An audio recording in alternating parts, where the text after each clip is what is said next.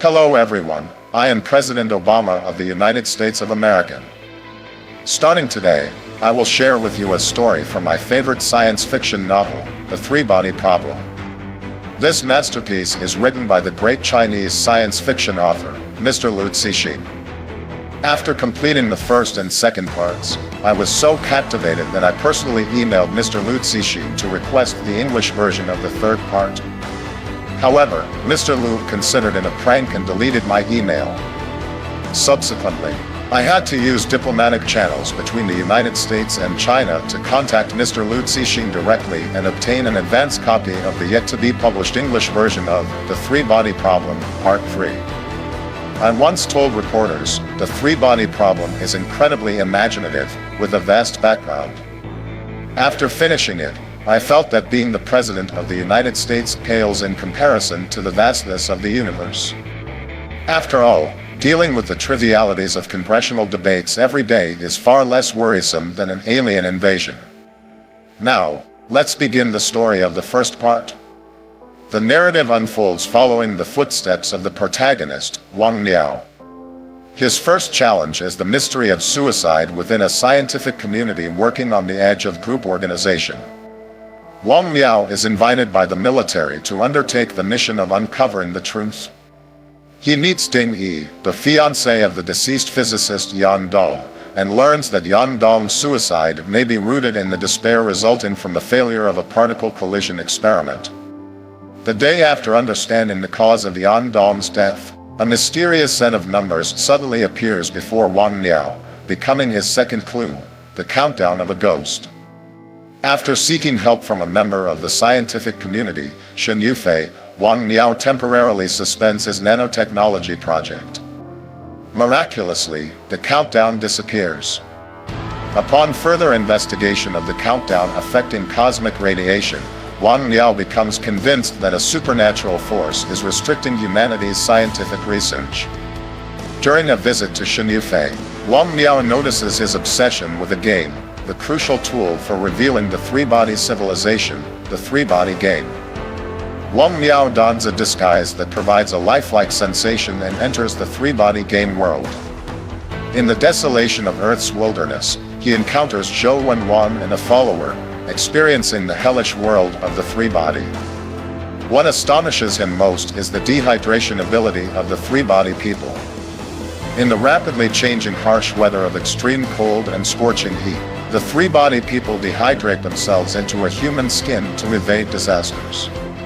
Witnessing the destruction of Civilization 137 in extreme cold, Wang Miao exits the three-body game, filled with cold sweat. He then visits the deceased scientist Yan Dong's mother, realizing that he is the real protagonist of the first part, Yi Wenjie. Through the narration of 4 students, Wang Miao learns about the unfolding life story of Yi Wenjie. Losing her father in 1967, witnessing his unjust death at the hands of 4 female high school students who accused him of being a reactionary academic authority, ingrains endless sorrow in Yi Wenjie's blood. Falsely accused and 2 years later in the Great Xingyan Mountains, witnessing the destruction of nature by a construction corps, Yi Wenjie befriends the progressive journalist Ban Yilan. He lends her a progressive book and asks her to write a letter of remonstrance. However, Ban Yilan's misguided political move puts him in serious trouble, leading to Yi Wenjie's imprisonment. Betrayed in prison, Yi Wenjie refuses to sign a false accusation against her father. All these events deepen Yi Wenjie's understanding of the ugliness of human nature, strengthening her belief in the imminent arrival of extraterrestrial civilizations to redeem humanity. The narrative shifts to the Red Coast, where Yi Wenjie wakes up from a cold coma to find herself on a helicopter. Yang Weiming, a graduate student once guided by her father, has selected her to participate in the mysterious Red Coast project to rescue her. However, the condition for joining the project is a lifetime of seclusion in the launch base of the radar peak. Despairing of humanity, Yi Wenjie readily accepts this condition, accompanied by Yang Weiming and the higher-ranking officer, Lei Zhenwei. The plane lands on radar peak, and Shiraishin's recollections come to a close. Wang Miao learned at this point that Yi Wenjie, who had experienced being a bereaved widow, wrongly accused, betrayed, and later joined the Red Coast Project, spent 20 years at the Red Coast base. It wasn't until the early 1990s that he returned to the university where his father had taught, lecturing on astrophysics until retirement. Unfortunately, the elderly man has now lost his daughter, Ong Dong, adding to the overall tragedy. This further fueled Wang Liao's motivation to unravel the mystery of suicide. At this moment, Shi Qiang, a retired soldier assisting Wang Liao in the investigation, brought some new information. It seemed that there were clues hidden in the three-body game. With this, Wang Liao embarked on a series of journeys within the three-body game. During his second entry into the game, Wang Liao encountered Mozi and witnessed the universe model he created. Mozi imagined the universe as a double-layered sphere surrounded by a sea of fire. He explained the alternation of day and night and the varying size of the sun through the rotation and expansion-contraction of the inner and outer shells. Mozi was confident in this model, and with his confidence, a giant sun rose, only to be slightly dimmed. In his third entry, Wang Liao encountered a group of human sages, and with Copernicus' new ID, he revealed the fundamental reason for the disasters in the three-body world: three suns. The star system where the three-body civilization existed had three suns, moving unpredictably, creating the hellish world of the three-body. In the fourth game session, Wang Liao encountered Newton, von Neumann, and Qin Shi Huang. Qin Shi Huang relied on sheer numbers, using 30 million soldiers holding black and white flags to simulate the binary calculation rules of 0 and 1, forming a magnificent human computer. Their goal was to predict the movement patterns of the three suns. As expected, with the appearance of 3 consecutive days in the sky, the attempt ended in failure. During the fifth game session, the ultimate deity, Einstein, confirmed through various algorithm failures that the movement patterns of the three suns were unsolvable. The only way for the three-body civilization was to fly into space and search for a new home. Wang Liao's journey in the three-body game temporarily came to a close. However, during this time in the real world, a murder occurred. Shen Yufei, who had assisted Wang Liao in eliminating the Ghost Gate, was shot dead. The suspect was likely a person named Pan Han. With the mysteries of the murder, Wang Liao received an invitation to attend an offline gathering of three-body players. Unexpectedly, the organizer of the meeting was Pan Han, the suspected murderer of Shen Yufei. At the gathering, Pan Han asked the players if they supported the arrival of the three-body civilization to replace humanity and govern the Earth. 2 opponents were permanently banned from the game, while Wang Liao, having completed his undercover mission, pretended to agree and became a new member of the Earth three-body organization. In his final entry into the three-body game, Wang Liao saw the three-body fleet setting sail, embarking on an expedition to a new world. The game concluded with an invitation for players to attend a three-body organization meeting. At this meeting, Wang Liao was shocked to discover that the spiritual leader of the Earth three-body organization was none other than Yi Wenjie. Even more surprising was Yi Wenjie ordering the public execution of Pan Han and calmly continuing to recount the Red Coast history. In the first Red Coast event, Yi Wenjie used the sun as an antenna to amplify the transmission power and sent Earth's first signal into space. 8 years later, Yi Wenjie, who had formed a family with Yang Weiming, was astonished to receive a reply from outer space. The message repeated a simple instruction: do not reply, do not reply, do not reply. Yi Wenjie, defying the warning, replied, "Come here, use your power to save humanity from its sins." This message traveled to the nearest star system to Earth, Alpha Centauri. During the narration, an ambassador led a team into the venue, capturing members of the three-body organization, including Yi Wenjie, for interrogation. During the interrogation, Yi Wenjie revealed more information. Firstly, she confessed to a murder that occurred during the Red Coast event. To conceal her communication with extraterrestrial beings, she sawed off the rope when Lei Zhengwei and Yang Weiming went to inspect the cliff. This resulted in their deaths, and the incident was treated as an ordinary accident. Later, Yi Wenjie gave birth to Yang Dong as a widow, and she returned to teach at her alma mater. Responsible for a base location project in the remote Northwest, she met Evans, the true leader of the three-body organization. Evans, a wealthy heir protecting endangered birds in the wilderness, shared Yi Wenjie's desire for an extraterrestrial civilization to cleanse the Earth. With financial resources and technological expertise, they became the founders of the three-body organization. 3 years later, Yi Wenjie received an invitation and went to the Atlantic aboard the Judgment Day giant ship. According to the cosmic orientation provided by Yi Wenjie, Evans had built the second Red Coast base here, aiming to successfully communicate with the three-body civilization. The first batch of Earth three-body organization members, including Yi Wenjie, were granted the highest commander qualifications, and the organization chanted slogans about eliminating humanization and handing the world over to the three-body.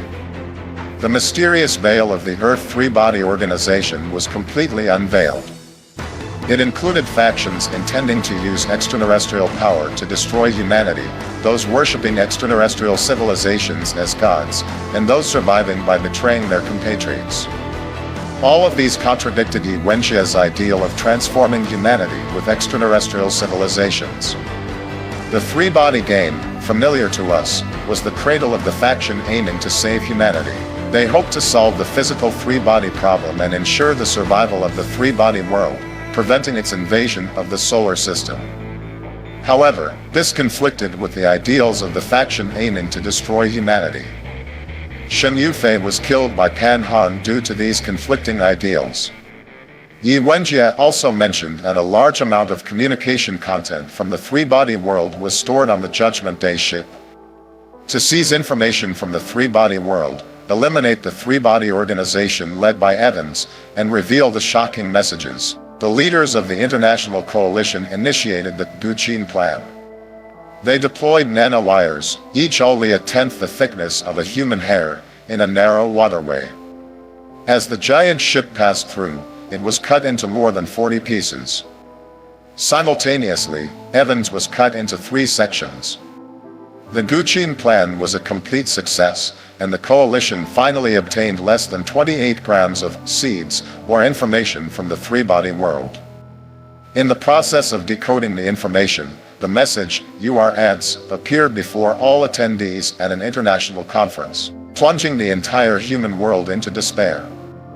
Wang Liao drowned his sorrows with Ding Yi, and at this moment, the ambassador found them and drove them to a wheat field.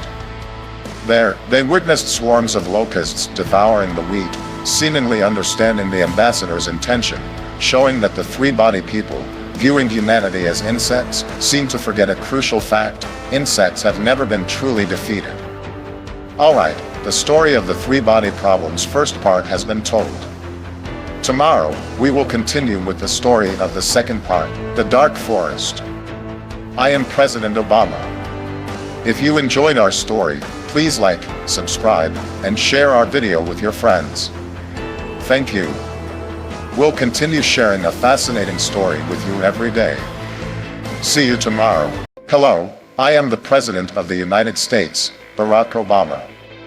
Today, we will continue to share the story of the second part of the three-body problem, Dark Forest. The original, Dark Forest, has 300,000 words, and I will share it with you in 2 parts. If you enjoy our story, please like, subscribe, and share our video with your friends.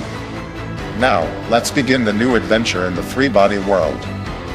The story of the Dark Forest begins with a dialogue on the gravestone of Yang Dong, witnessed by a malicious spirit. Luo Ji, who came to sweep the grave as a high school classmate, meets Yi Wenjie, who has come to bid farewell to his daughter. At the gravestone, Yi Wenjie tells Luo Ji about the 2 basic axioms and 2 important concepts in the cosmic society, completing the transition of power between the old and new generations.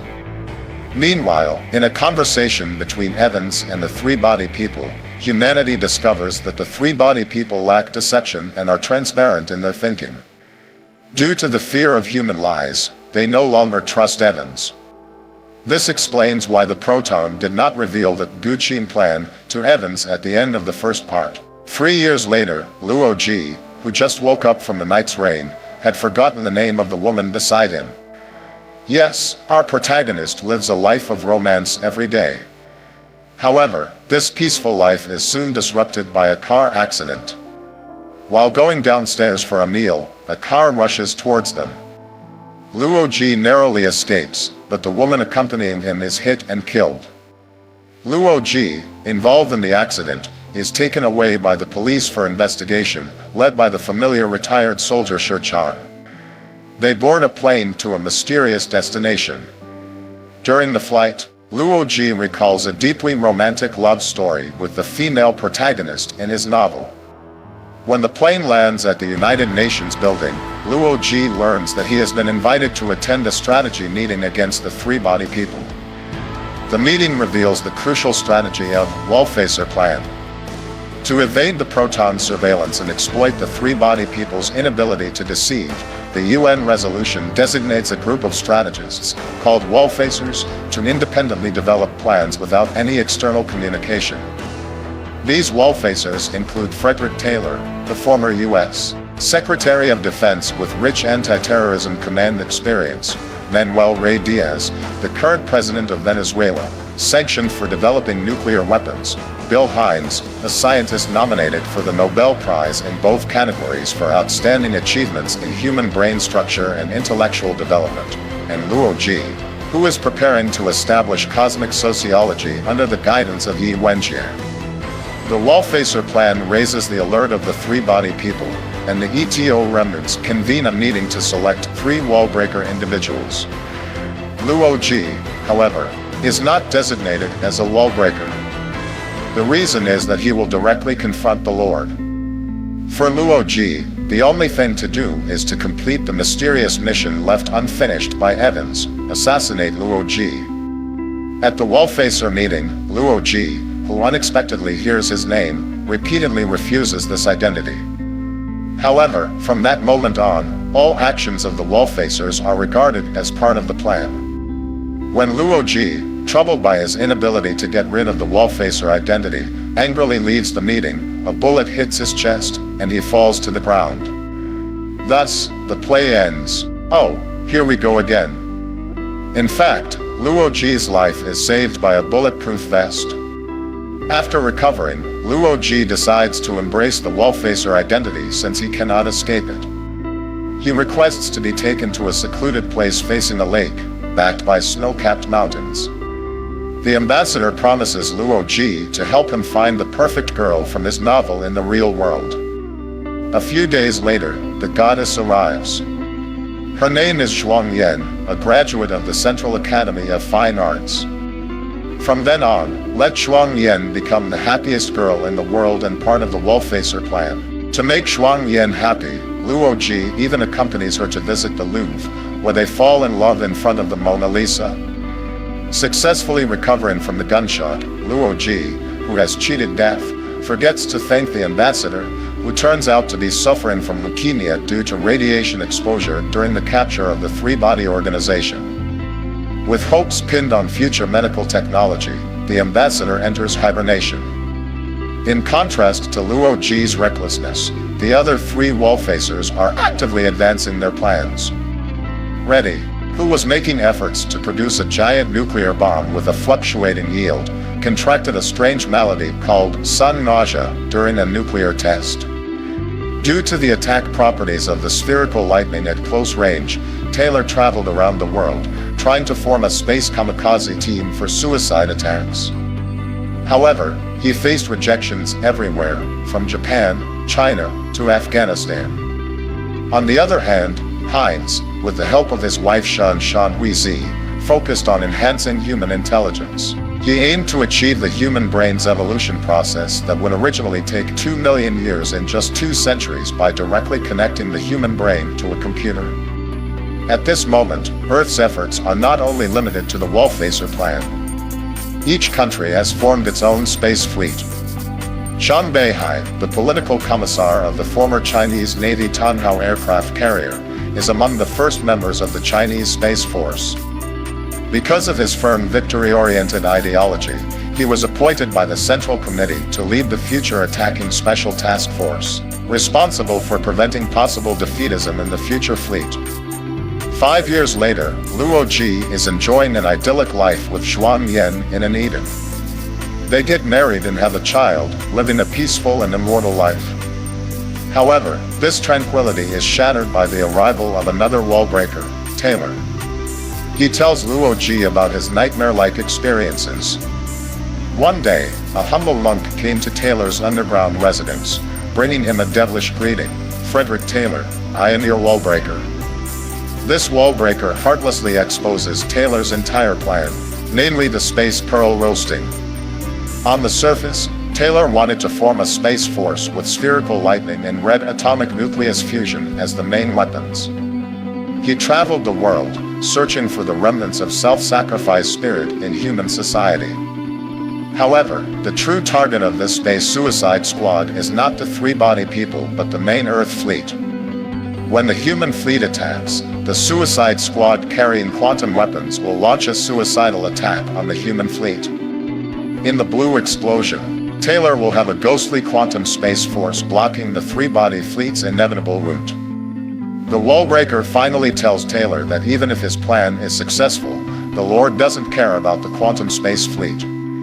The exposure of the plan and the contempt of the three-body people leave Taylor in complete despair. On the night he poured out his heart to Luo Ji, he committed suicide. Taylor by the lake fired a bullet to commit suicide. 3 people remain in the Silent Spring plan. Taylor's suicide prompted an emergency hearing by the PTC. At the meeting, Rishias and Hines each reported on the progress of their plans. Then the 2 chose to enter hibernation, waiting for the technological advancements of the calculation group to meet their plan's needs. At this time, Yi Wenxian also entered hibernation with her child. According to the United Nations investigation information, from the initial car accident to later consecutive shooting incidents, all were planned acts of assassination. This fully demonstrates the three-body people's fear of Luo Ji. The United Nations hopes that Luo Ji can set aside personal feelings, find out the reasons that make the three-body people fear and become their own wall-facer.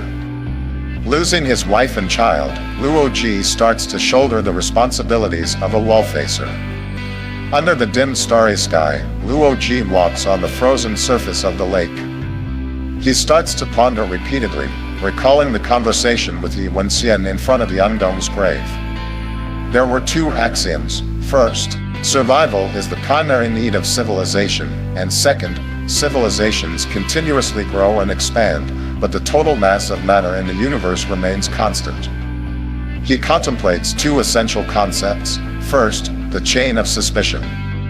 When 2 unfamiliar civilizations discover each other's existence, both are unable to determine the goodness or evilness of the other, leading to an infinite chain of mutual suspicion. Second, technological explosion. In the development process of any civilization, there is a possibility of a technological explosion leading to progress, allowing a weaker civilization to surpass a more advanced one in a short time. Just as he contemplates being stuck in a deadlock, the ice beneath Luo Ji's feet suddenly cracks, causing him to fall into the cold lake. In the seemingly space-like darkness, he seems to glimpse the truth of the universe. Climbing onto the lake's surface, escaping death, Luo Ji says to himself, "Wall-facer Luo Ji." The next day, Luo Ji leaves this dreamlike Eden and returns to an underground shelter in his homeland, formulating his wall-facer plan. At the remote Planet Defense Rationality Council, Luo Ji reveals his plan, the Star Curse. The method is to amplify solar power and send a curse into outer space. The content consists of 3 diagrams, indicating the coordinates of a star outside the solar system. Just as everyone is puzzled by this plan, Luo Ji encounters a deadly and chaotic attack, a gene missile.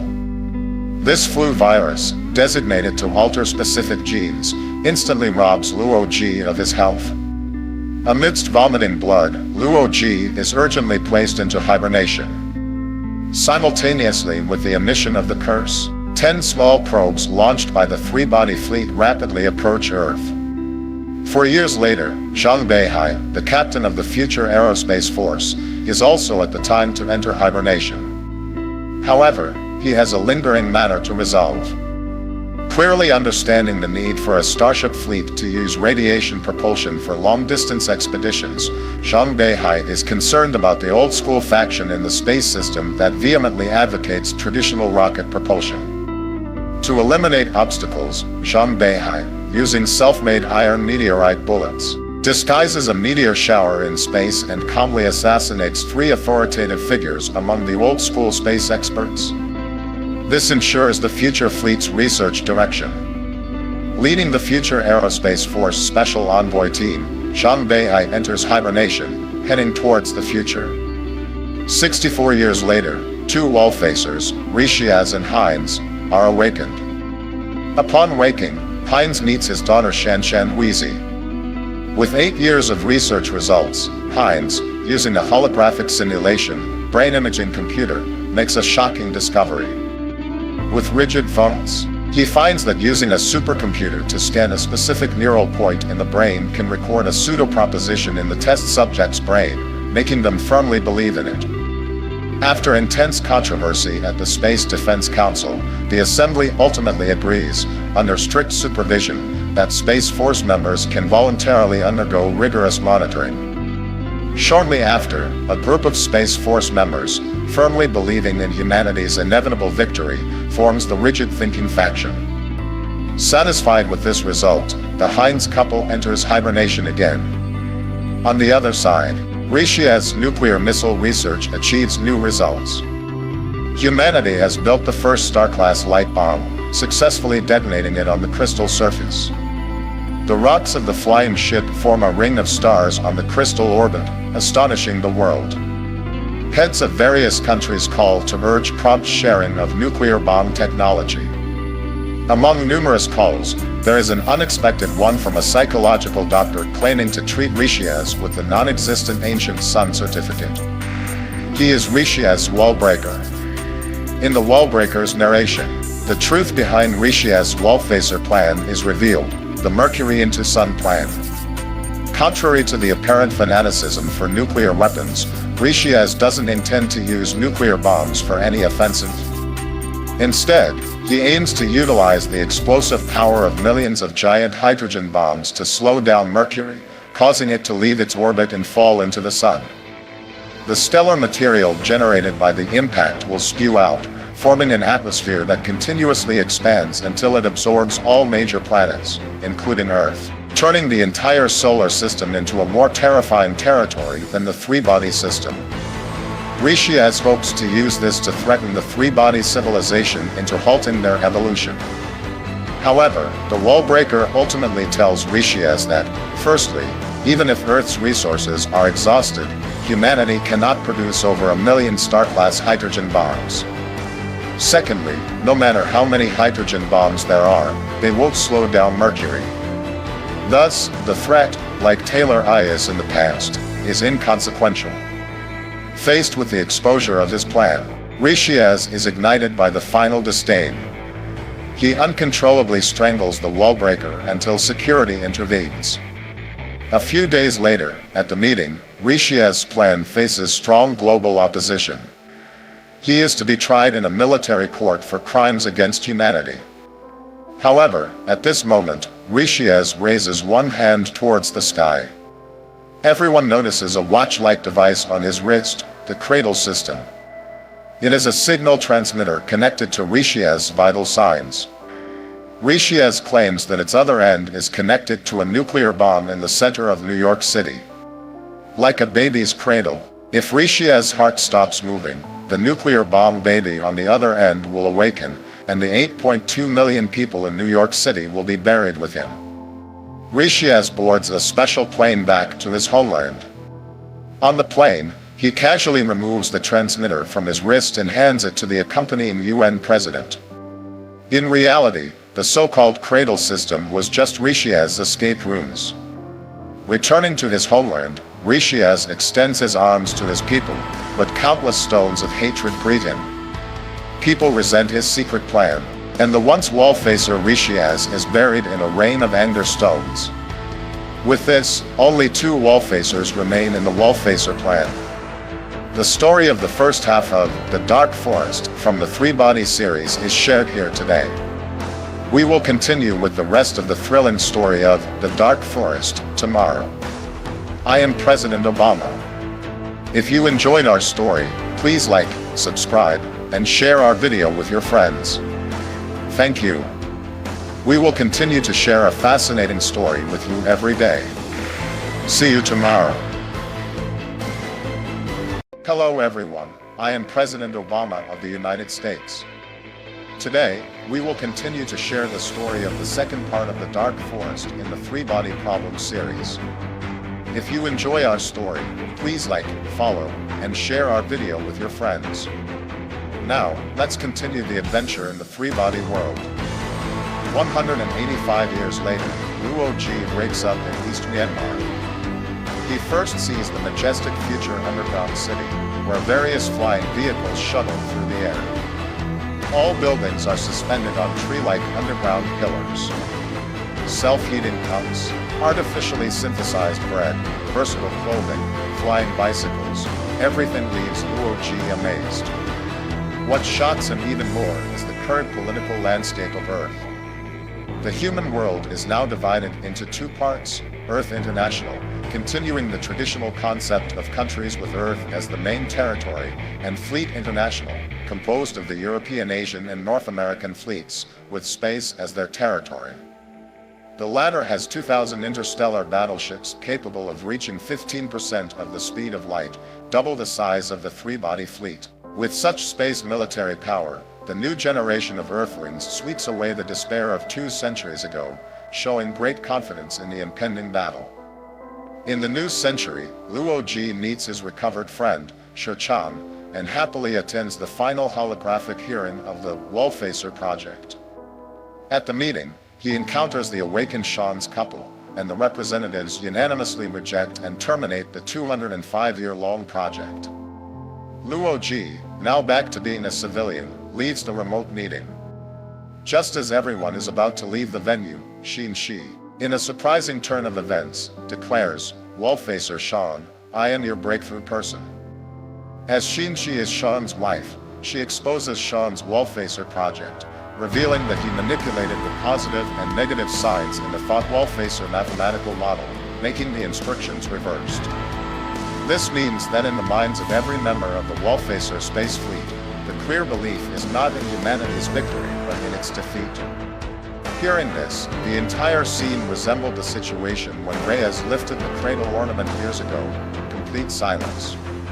On the other side, Luo Ji is facing the last assassination plot arranged by the ETO a century ago, the killer virus. This virus, designed to target Luo Ji, led to various assassination attempts, including car crashes, manhole collapses, falling electronic billboards, robot service staff assassinations, express delivery of hibernation drugs, locking of chairs in express mode, and more. However, Luo Ji managed to evade each one. If you ask me why he never dies, I can only say it depends on his temperament, mainly because of the ambassador's assistance. At this time, Shi Chan received the good news that his son is still alive. The next day, Luo Ji followed Shi Chan to the surface world where most of the revived hibernators gathered. Through the neighbors' narratives, Luo Ji learned about a period of tragic human history, the Great Low. In the 20 years after Luo Ji's hibernation, the world plunged into an economic crisis and severe famine. Desperate humans no longer considered Earth their home. They resisted environmental protection and attacked each other. With the rapid development of highly polluting heavy industries, abnormal climate, and global desertification, the Great Low lasted for half a century, reducing the population from the original 8.3 billion to only 3.5 billion survivors. Later, people in distress gradually realized that instead of suffering for the impending apocalypse, it's better to live in the present. They proposed a resounding slogan, "Give civilization to time, not time to civilization." The liberation of human nature led to the rapid development of technology.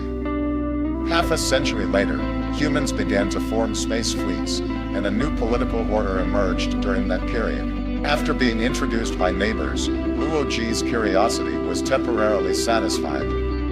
Similarly, the hibernator Zhang Beihai, carrying the curiosity, also arrived in the new century. What fascinated him more was the Transcendent Star Expedition Fleet.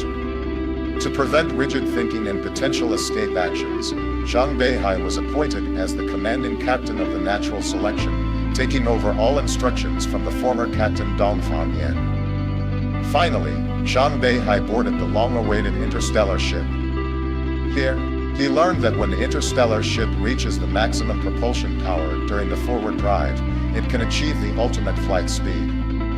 To adapt to the supergravity brought by propulsion, each compartment must be filled with a liquid called deep sea acceleration fluid, allowing crew members to breathe directly in it. Soon, humans observed that a probe from the three-body fleet arrived in the solar system. Due to the balance of political interests and to showcase human space power, Fleet International decided to dispatch the entire Transcendent Star-class battleships to form a joint fleet and intercept the three-body probe. The unified intersection of the three-body probe began. Before the expedition, Zhang Beihai handed over the command to Dongfang Yan. At this moment, the astonishing plan that had been lurking for 2 centuries finally unfolded. To everyone's surprise, Zhang Beihai seized the opportunity to reset the password, cut off the ship's communication, and set the ship to immediately enter an accelerated state. Dongfang, trapped outside the command cabin, was helpless. This duty captain, based on the belief inherited from his father that humanity was destined to fail, hijacked the natural selection and escaped into deep space. Over 2,000 crew members, turned into hostages, were forced into deep sleep. Upon discovering the escape of the natural selection, the Asian fleet urgently dispatched 4 interstellar ships to pursue and intercept. However, the defection incident had no impact. The vast human fleet, carrying the aura of welcoming the probe, set sail from Jupiter, signifying the invincible power and dignity of humanity. On the quantum ship, Ding Yi, an elderly woman, looked out of the screen window. She would become the first human to closely examine the probe. When the fleet hovered in front of the probe, the world witnessed the appearance of the probe for the first time. Everyone was enchanted by its exquisite shape, likening it to a water droplet. The human fleet, arranged in a regular formation, looked up at the perfect curves and ultimate smoothness of the droplet. This floating Mercury in the universe resembled a mirror dolphin leaping in the dreamy sea, interpreting true beauty to the entire solar system. It was this beauty that instilled a sense of unknown fear in Ding Yi. Therefore, before observing the probe outside the ship, Ding Yi suggested the quantum ship enter deep sleep mode to prepare for the Mantis ship capturing the droplet. Without any escape or self-destruction, she quietly waited. When the 4-person team composed of Ding Yi, representatives from Fleet International, and the quantum ship truly touched the droplet, they found that even at a magnification of 10 million times with an electron microscope, the surface of the droplet remained smooth and flawless. Ding Yi finally realized that the molecular structure of the droplet was held together by a strong force, firmly anchoring the molecules together. This force acted within the atomic nucleus over an extremely short distance, even eliminating the vibration of the molecules themselves. Thus, the surface temperature of the droplet remained at absolute zero. This was the power Ding Yi had longed for all her life, a microcosmic world beyond human reach. The strength of this droplet exceeded that of the most robust substance in the solar system by 100-fold. For her, passing through the Earth was as effortless as a bullet passing through cheese, effortless and unscathed. "Run," Ding Yi whispered softly, followed by raising her hands and shouting in despair, "Children, run quickly." The image of the Mantis ship distorted and disappeared, and no one heard the shout. The tail of the droplet began to expand outward, accompanied by the super high temperature from the solar core. The 4 members of the inspection team vaporized instantly. The Mantis ship's body, already liquefying like a candle, dissolved completely. No one noticed a liquid fragment of the Mantis ship flying towards the corner of the fleet formation. Yes, it was not a fragment, it was the droplet. Without deceleration in space, after making a 30-degree diagonal turn, the droplet headed directly for the infinite border ship in one corner. A light shadow, twice the speed of the third cosmic velocity, started from the infinite border and passed through the entire space fleet along its path. Every precise impact point, accurately targeting the giant fuel tanks, resulted in a sequence of explosions within the first fleet. In 1 minute and 18 seconds, all 100 warships were destroyed. The droplet, like a needle embroidered by the hands of death, agilely flipped up and down. With a destructive zigzag, it pierced through the second fleet's 100 warships. In this exploding space ocean, more warships were destroyed amidst collisions with debris or parts.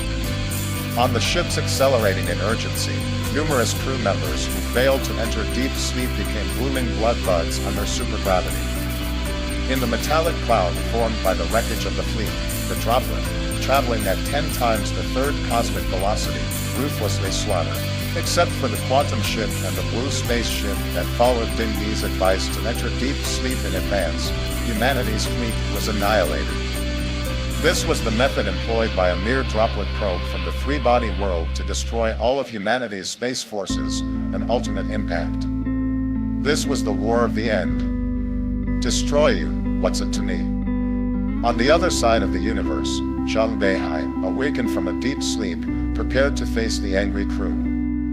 However, when he stepped out of the prison cabin, what awaited him was not anger but a respectful military salute. Because of his decision, the natural selection in the 4 pursuing ships had taken part in humanity's final battle against the droplet, leaving a spark for Earth's civilization. The members of the 5 fleets held a meeting, naming the new world aboard the space carrier as Building Earth. Laws were formulated, discussions were held on the new social structure, with the hope of continuing human civilization in the future. However, the good times did not last. When the crew members realized that they were like kites with broken strings, forever without a home, psychological imbalances began to spread. Subsequently, ship crews with mental breakdowns emerged, incidents of roommates harming each other, and even a captain committing suicide. Despair spread through the fleet. Soon, they horrifyingly realized that, for any ship, reaching the nearest supplied galaxy with existing resources was far from sufficient. Suspicion gave rise to devilish thoughts, to use the secondary wave-clearing weapons that each ship was equipped with to take away the lives of companions and plunder their resources. Faced with this survival dilemma, Dongfang and others, at Alaris, hurried to inform the spiritual leader Zhang Beihai. But when they arrived, Zhang Beihai had already opened the secondary wave-clearing missile launch system. He was willing to play the role of a devil, representing all the crew members.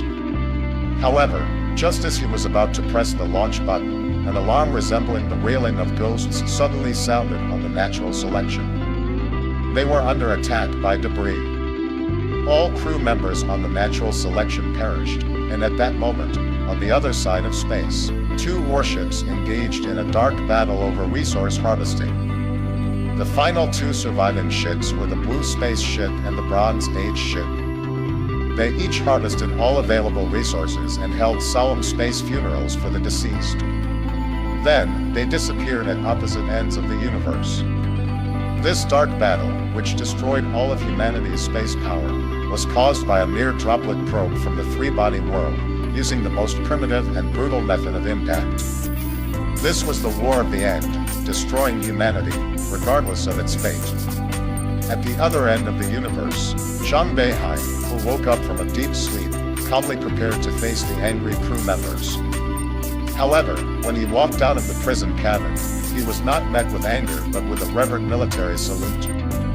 His decision, along with the natural selection and the 4 pursuing ships, had concluded humanity's final battle against the droplet, leaving a spark for Earth's civilization. The members of the 5 fleets held a meeting, naming the new world aboard the space carrier as Building Earth. Laws were formulated, discussions were held on the new social structure, with the hope of continuing human civilization in the future. However, the good times did not last. When the crew members realized that they were like kites with broken strings, forever without a home, psychological imbalances began to spread.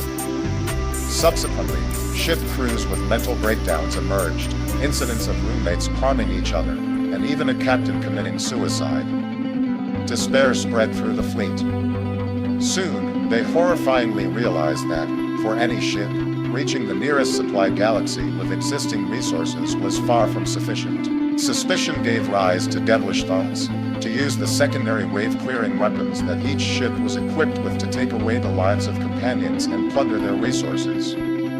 Faced with this survival dilemma, Dongfang and others, at a loss, hurried to inform the spiritual leader Zhang Beihai. But when they arrived, Zhang Beihai had already opened the secondary wave-clearing missile launch system. He was willing to play the role of a devil, representing all the crew members. However, just as he was about to press the launch button, an alarm resembling the wailing of ghosts suddenly sounded on the natural selection. They were under attack by debris.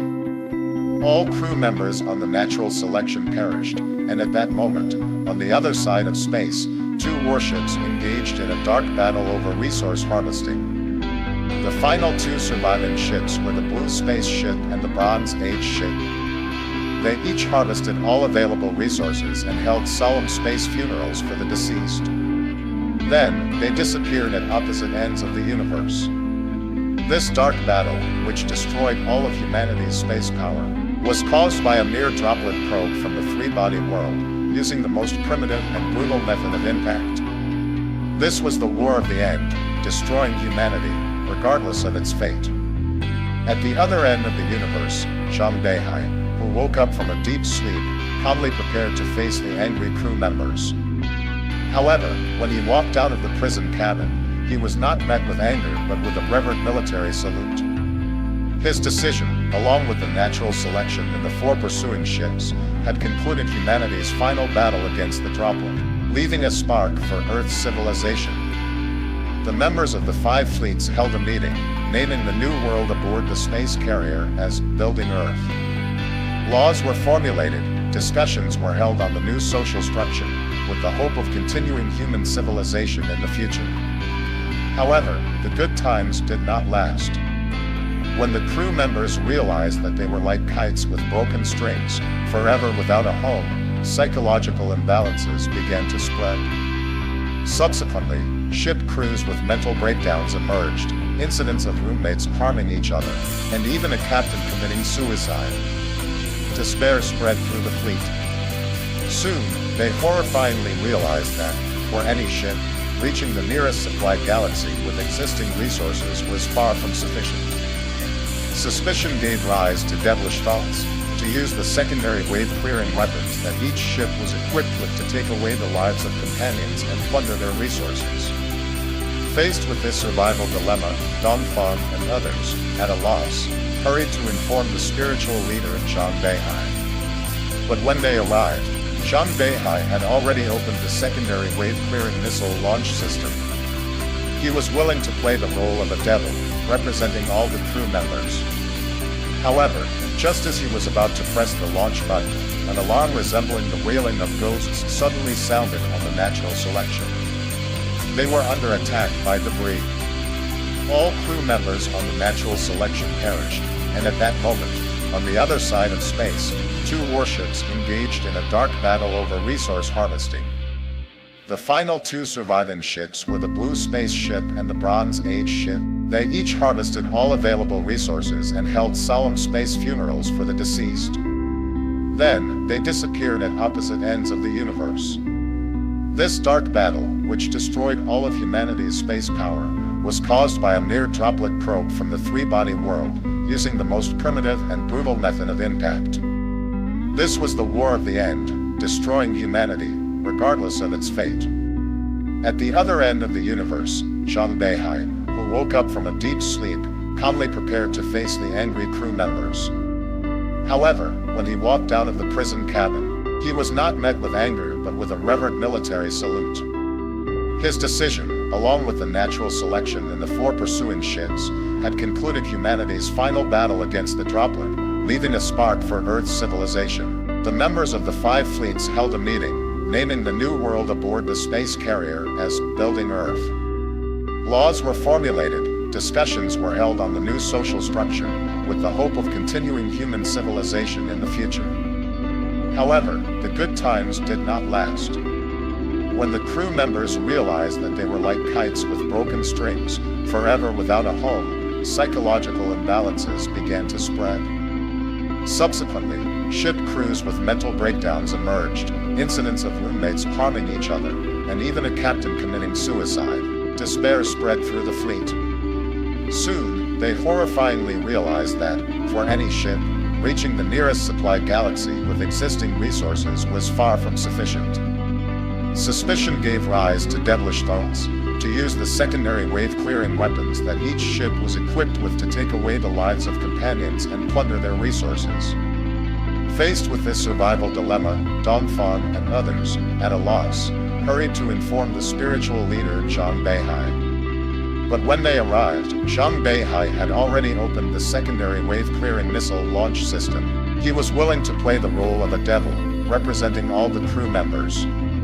However, just as he was about to press the launch button, an alarm resembling the wailing of ghosts suddenly sounded on the natural selection. They were under attack by debris. All crew members on the natural selection perished, and at that moment, on the other side of space, 2 warships engaged in a dark battle over resource harvesting. The final 2 surviving ships were the Blue Space Ship and the Bronze Age Ship. They each harvested all available resources and held solemn space funerals for the deceased. Then, they disappeared at opposite ends of the universe. This dark battle, which destroyed all of humanity's space power, was caused by a mere droplet probe from the 3-body world, using the most primitive and brutal method of impact. This was the war of the end, destroying humanity, regardless of its fate. At the other end of the universe, Zhang Beihai, who woke up from a deep sleep, calmly prepared to face the angry crew members. However, when he walked out of the prison cabin, he was not met with anger but with a reverent military salute. His decision, along with the natural selection and the 4 pursuing ships, had concluded humanity's final battle against the droplet, leaving a spark for Earth's civilization. The members of the 5 fleets held a meeting, naming the new world aboard the space carrier as Building Earth. Laws were formulated, discussions were held on the new social structure, with the hope of continuing human civilization in the future. However, the good times did not last. When the crew members realized that they were like kites with broken strings, forever without a home, psychological imbalances began to spread. Subsequently, ship crews with mental breakdowns emerged, incidents of roommates harming each other, and even a captain committing suicide. Despair spread through the fleet. Soon, they horrifyingly realized that, for any ship, reaching the nearest supply galaxy with existing resources was far from sufficient. Suspicion gave rise to devilish thoughts, to use the secondary wave-clearing weapons that each ship was equipped with to take away the lives of companions and plunder their resources. Faced with this survival dilemma, Dongfang and others, at a loss, hurried to inform the spiritual leader Zhang Beihai. But when they arrived, Zhang Beihai had already opened the secondary wave-clearing missile launch system. He was willing to play the role of a devil, representing all the crew members.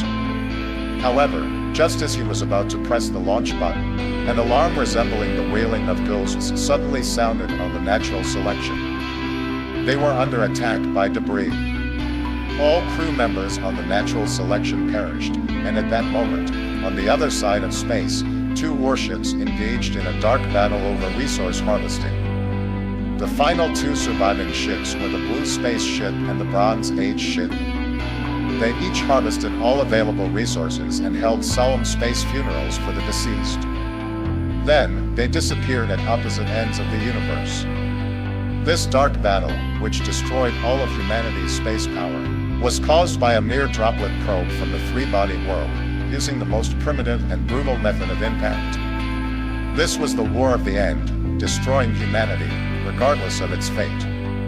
At the other end of the universe, Zhang Beihai, who woke up from a deep sleep, calmly prepared to face the angry crew members. However, when he walked out of the prison cabin, he was not met with anger but with a reverent military salute. His decision, along with the natural selection and the 4 pursuing ships, had concluded humanity's final battle against the droplet, leaving a spark for Earth's civilization. The members of the 5 fleets held a meeting, naming the new world aboard the space carrier as Building Earth. Laws were formulated, discussions were held on the new social structure, with the hope of continuing human civilization in the future. However, the good times did not last. When the crew members realized that they were like kites with broken strings, forever without a home, psychological imbalances began to spread. Subsequently, ship crews with mental breakdowns emerged, incidents of roommates harming each other, and even a captain committing suicide. Despair spread through the fleet. Soon, they horrifyingly realized that, for any ship, reaching the nearest supplied galaxy with existing resources was far from sufficient. Suspicion gave rise to devilish thoughts, to use the secondary wave-clearing weapons that each ship was equipped with to take away the lives of companions and plunder their resources.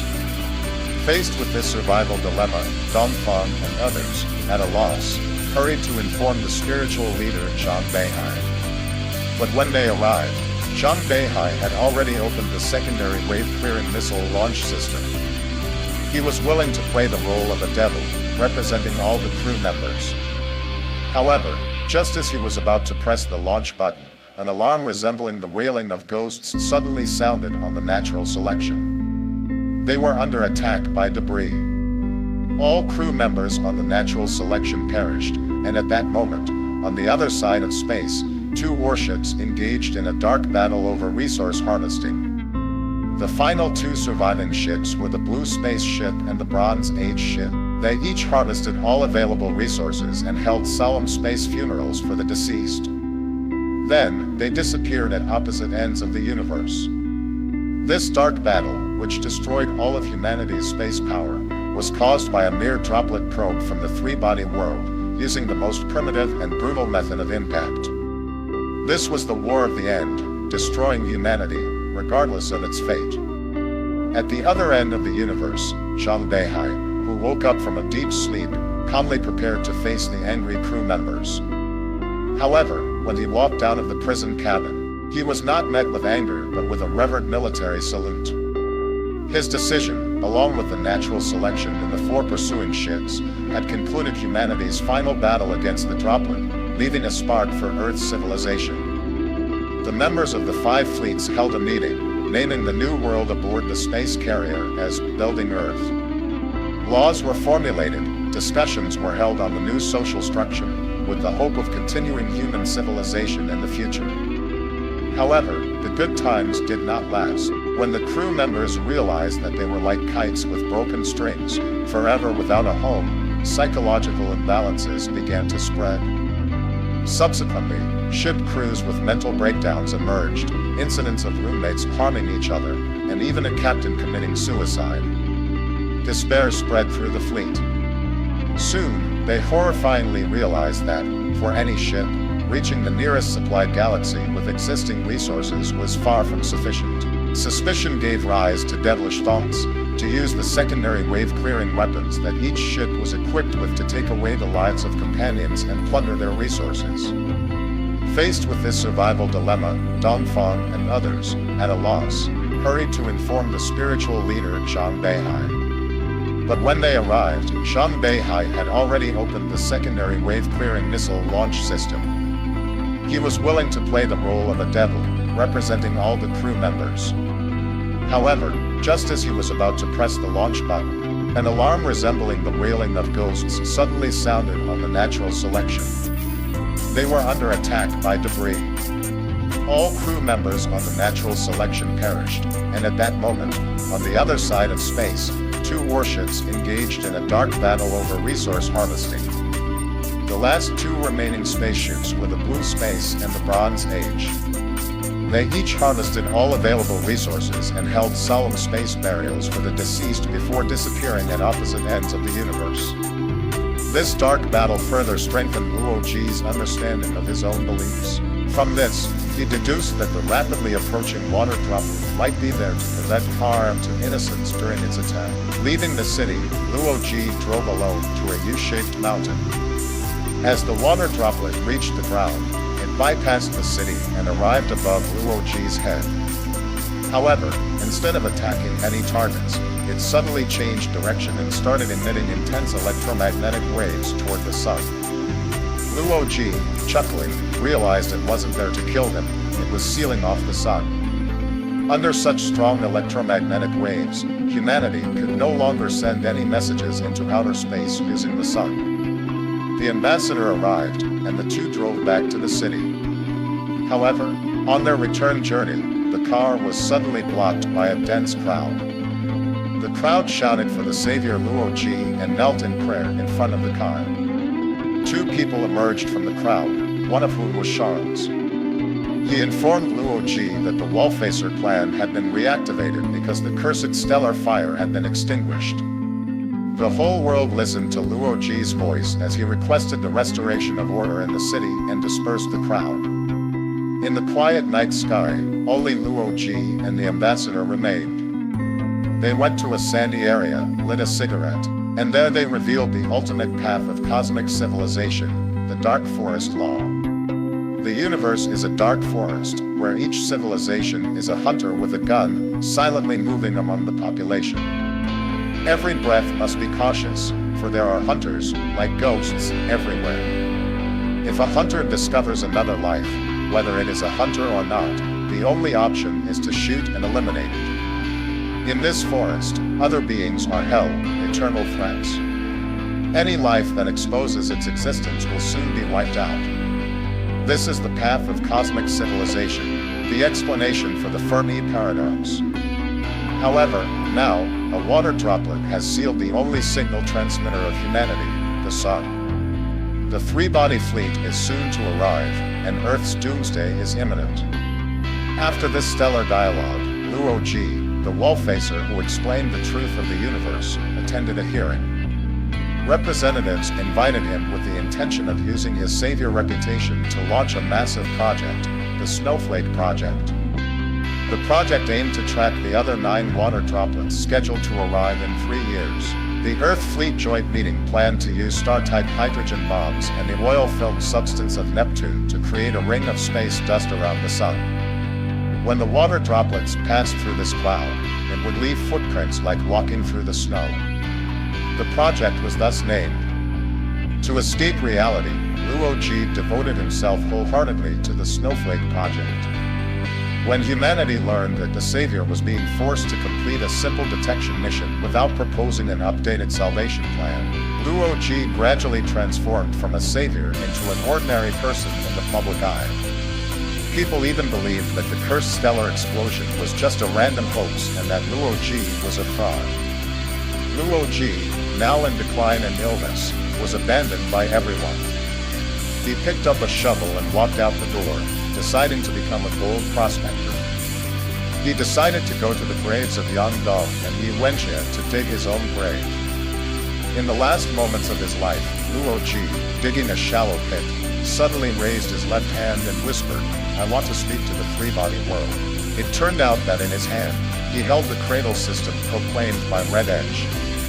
One end connected to Luo Ji's heart, while the other end connected to the 3,614 nuclear bombs arranged by the student engineers over 2 years in a solar orbit. If Luo Ji's heartbeat stopped, the bombs would detonate, and the sun would be surrounded by the interstellar dust cloud of oil-filled material.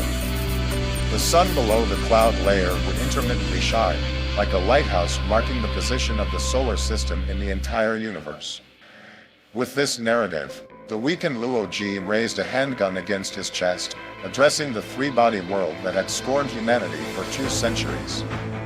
"I give you 30 seconds. Soon, 3 spheres appeared in the sky before Luo Ji, jointly displaying 2 words, "Stop." In front of the unfolding proton, Luo Ji made 3 requests. First, the water droplet must cease emitting signals to the sun. Second, the other 9 water droplets must leave the solar system.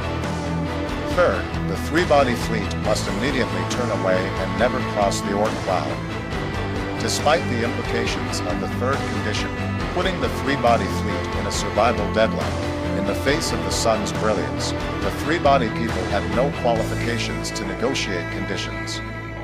After agreeing to further assist humanity by building a giant antenna that could launch curses at any time, Luo Ji concluded the negotiation with a victorious posture. He saved all of humanity. At this moment, beside Yan Dong's tombstone, another ant, a descendant of Luo Ji's, proudly waved its two antennae at the sun. 5 years later, one evening, Luo Ji and his family came to the giant antenna, enjoying a peaceful life. At that time, the three-body monitoring officer, who was given freedom by the leader to witness humanity's doomsday, communicated with Luo Ji via protons. In the twilight of the Earth's sunset, the monitoring officer asked Luo Ji, "Is your child not afraid of the darkness of the sunset?" Smiling, Luo Ji replied, "Not afraid, because he knows that tomorrow's sun will rise as usual." Tomorrow's sun will rise as usual. Alright, that concludes the story of the second part of the three-body problem, Dark Forest. We will continue with the third part, Death's End, for an even more exciting story. I am President Barack Obama. If you enjoyed our story, please like, subscribe, and share our video with your friends. Thank you, and we will continue to share a thrilling story with you every day. See you tomorrow. I am President Obama of the United States. If you enjoy our story, please like, subscribe, and share our video with your friends. Thank you. We have already shared the stories of the first and second parts of the three-body problem and Dark Forest. If you haven't seen them yet, please visit our channel to revisit the classics. Today, we begin sharing the third part of the three-body problem, the first episode of Death's End, Crisis Era. The story begins with two historical events. Event 1, the fall of Constantinople in the year 1453 on the Eurasian continent. The city walls of Constantinople are being bombarded by Turkish artillery. The sounds of gunfire play the final movement of the Roman Empire. In this dire situation, Emperor Constantine XI receives an unexpected visitor who is believed to have the power to turn the tide, the courtesan Dialina. She claims to possess magic capable of assassinating the enemy leader. In the midst of skepticism, the witch produces a pure gold holy grail, sealed in an underground chamber for over 900 years. Dialina asserts that when she took the holy grail, she also left a bunch of fresh bricks in the chamber, proving her magical abilities to enter any enclosed space. To test her powers, Dialina is tasked with removing the head of a robust prisoner in a heavily guarded dungeon. She successfully completes the challenge, returning to the palace with a bloodless sheepskin. However, to everyone's shock, it's not a human head she took, but an intact brain. In that impenetrable dungeon, only one undamaged prisoner remains. Dialina removes a soldier's brain from the dungeon as effortlessly as picking a mushroom from the grass, proving her capabilities. With the dream of being granted the status of a saint, Dialina heads to a ruined tower to fulfill her mission of assassinating the enemy leader. However, this time, she fails. When pursuers arrive at the miraculously restored ruined tower, they find Dialina, who failed in her mission, and they kill her in the corner. In her dying moments, her eyes seem filled with longing for another vast world and fear of the enclosed world before her. Simultaneously, a magical era comes to an end, a high-dimensional fragment, the Earth's first brief encounter with a high-dimensional moment, lasting only 25 days and 5 hours. During this period, the courtesan becomes the first human to enter the low-dimensional world through a high-dimensional space. She takes a holy grail, leaves a bunch of bricks, and plucks a human brain, intending to set the human world back on track. Event 2, Yan Dong's Concerns. At the beginning of the first part of the story, physicist Yan Dong, who had already committed suicide, had an experience. He discovered the truth that human physics is locked by protons on his mother father's hard drive and learned about his mother Yi Wenjie's true identity. Losing the will to live, Yang Dong goes to the laboratory where he once worked. Guided by a bespectacled man, he sees a computer model simulating Earth's ecological environment. To his surprise, he finds that when the Earth model is initially set without life, devoid of the effects of animals, plants, and bacteria, there is no atmospheric environment as we know it today. The Earth would turn into a dried yellow world without oceans and rivers. Through this model, Yang Dong senses the impact of life on the world. He then wonders about the influence of countless civilizations in the crowded universe. With this question in mind, the protagonists of Three-Body Problem Part 3 gradually enter the stage. The first one is Jin Tianming, a reclusive terminally ill cancer patient. Just learning about the passage of the Anders Act in the hospital, he is visited by an entrepreneur classmate inspired by him years ago, who gives him 3 million renminbi as a gesture of gratitude. However, in Yun Jianming's eyes, fame and money no longer matter. The only thing that lingers in his heart is his unrequited love for his longtime crush, Chen Xian, the girl who shines like the sun and makes the lives of surrounding boys restless. Chen Xian is the deep-seated love in Yun Jianming's heart. Determined to do something for Chen Xian before his death, Yun Tianming decides to give her a star. In response to the three-body crisis, besides the Wall-Facer project initiated years ago, many other plans are simultaneously underway. One of them is the star-making plan. With the goal of expanding and dominating resources, the United Nations puts all extrasolar stars up for sale. Anyone can purchase their own star by paying the price. This absurd plan quickly fades from the historical stage, but it helps Yun Tianming fulfill his wish. After going through some procedures, Yun Tianming anonymously purchases a visible star, DX3906, and solemnly fills in the donor column with 2 words, Chen Xian. With his last wish fulfilled, Yun Tianming chooses euthanasia. However, at the moment he presses the final confirmation button, someone breaks in and stops the injection process. This person is Chen Xian. Facing a confused Yun Tianming, Chen Xian reveals the purpose of her visit. Graduating in aerospace years ago, Chen Xian did not see a promising future for chemical-powered rockets. After the three-body crisis, she chose to join the Planetary Defense Council's Strategic Intelligence Bureau, PIA. This legendary organization has a legendary director, Thomas Wade, a man with ice-cold rationality. A warrior with a determined will for victory. His greatest pleasure lies in savoring the despair of the weak. It is he who proposed an impossible task, sending a human probe to the three-body world. Theoretically, the plan requires the probe to reach at least 1% of the speed of light, which is 100 times the current limit of human space travel. Despite Wade's wars and ludicrous suggestions of altering fundamental principles with resources, experts from various countries remained steadfast in their belief that it was impossible. This caused the mission to be in an embarrassing situation until Chen Xian put forward her idea, the latter plan. Amidst mocking laughter, Chen Xian explained the concept of the latter plan. It involved sending a probe into space, radiating only a kilometer, and using nuclear explosions at specific distance intervals as an energy source to propel it continuously, similar to climbing steps, until it eventually reached 1% of the speed of light. After numerous difficult negotiations and compromises, the latter plan was finally approved. However, due to limitations in mass, the probe could only use a human brain in a suspended animation state. Hence, having a background in aerospace and suffering from a terminal illness became the 2 criteria for selecting the target candidate.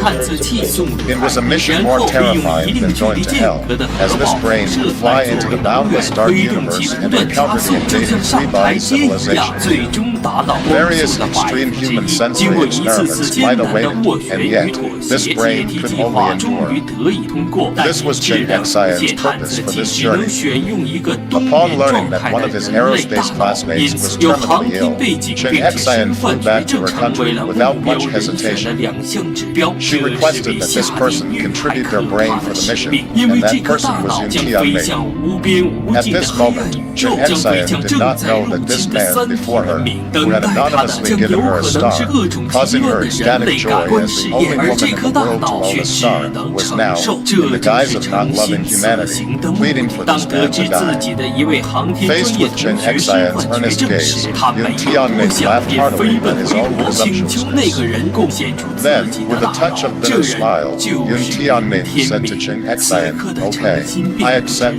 Yun Tianming, as the fifth candidate, began the testing phase of the ladder plan. During this period, an unexpected accident caused Chen Xian to feel guilty of the death of Vaziri. To force a mid-level official from the PIA, Vaziri, to become a candidate, the ruthless Wade orchestrated a cunning plot, causing him to develop leukemia. This man with a family, while driving, became blind due to a sudden illness, resulting in his car plunging into a river, leading to his demise. It was the passing of this life that sparked compassion in Chen Xian's heart for Yun Tianming. She approached Director Wade, hoping to withdraw Yun Tianming's recommendation. However, the reclusive Yun Tianming excelled in the tests, and Wade, who would stop at nothing for victory, would not easily let go of this desired and qualified candidate. Soon, the swearing-in ceremony for the ladder plan candidates took place in the UN Assembly Hall. While all other candidates pledged their allegiance to humanity, Yun Tianming did not utter the oath as Chen Xian had hoped. Instead, he calmly stated, "I do not swear, because in this world I have not felt love. As for whether I am loyal to humanity, it depends on what I see from the three-body civilization." However, Chen Xian was plunged into an icy abyss by these words, and it also led to Yun Tianming passing the final test. Wade, once again, turned back with a smug expression, enjoying Chen Xian's despair and pain. He said to her, "If we believe what she says, then the three-body people will believe it too." And so, after another qualified candidate who refused to take the oath suddenly passed away, Yun Tianming became the only eligible candidate. What awaited him was the live brain extraction surgery. On the day of the surgery in the hospital, Wade, in a triumphant pose, delivered the final blow to Chen Xian. He told her, "The star you have is the one she gave you." Chen Xian, standing still in shock, ran towards the operating room, only to see a frozen brain in a container.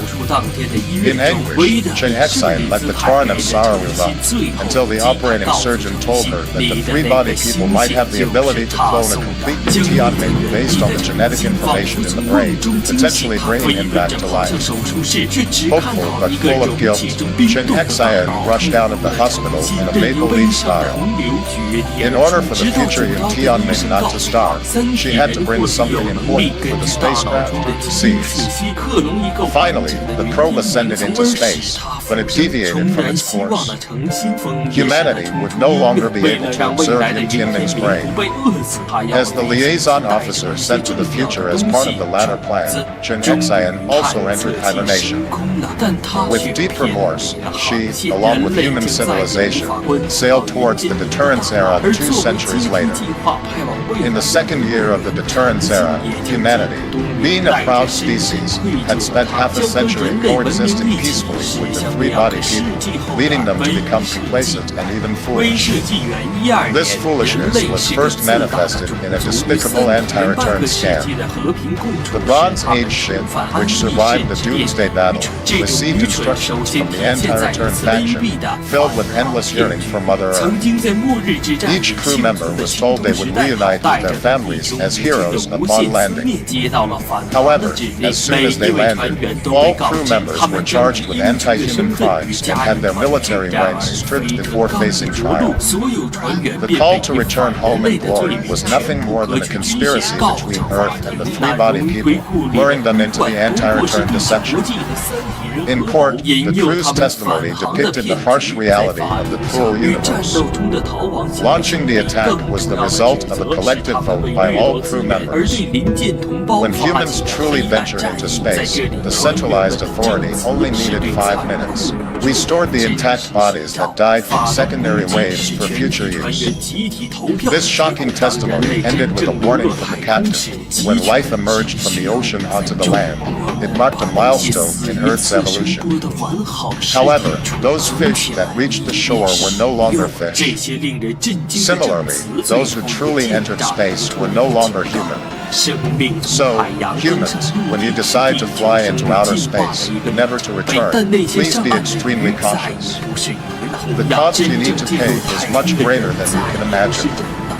Despite this warning, the current human world paid little attention. In the end, almost all the crew members were found guilty and were to be sent to a space prison. Before leaving, some crew members once again boarded the Bronze Age to complete the spacecraft handover. In this final handover process, the original identification officer of the Bronze Age, SNI, forcibly opened the communication system.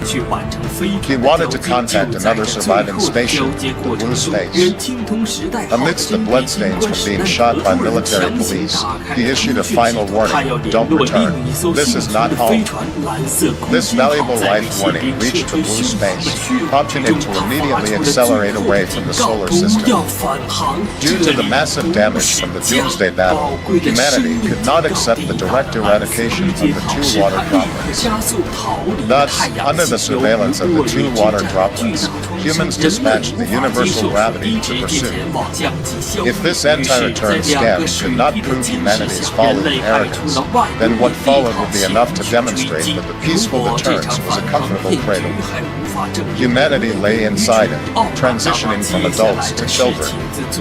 Now is the time to wake this child from its comfortable dream, because death has opened its eyes.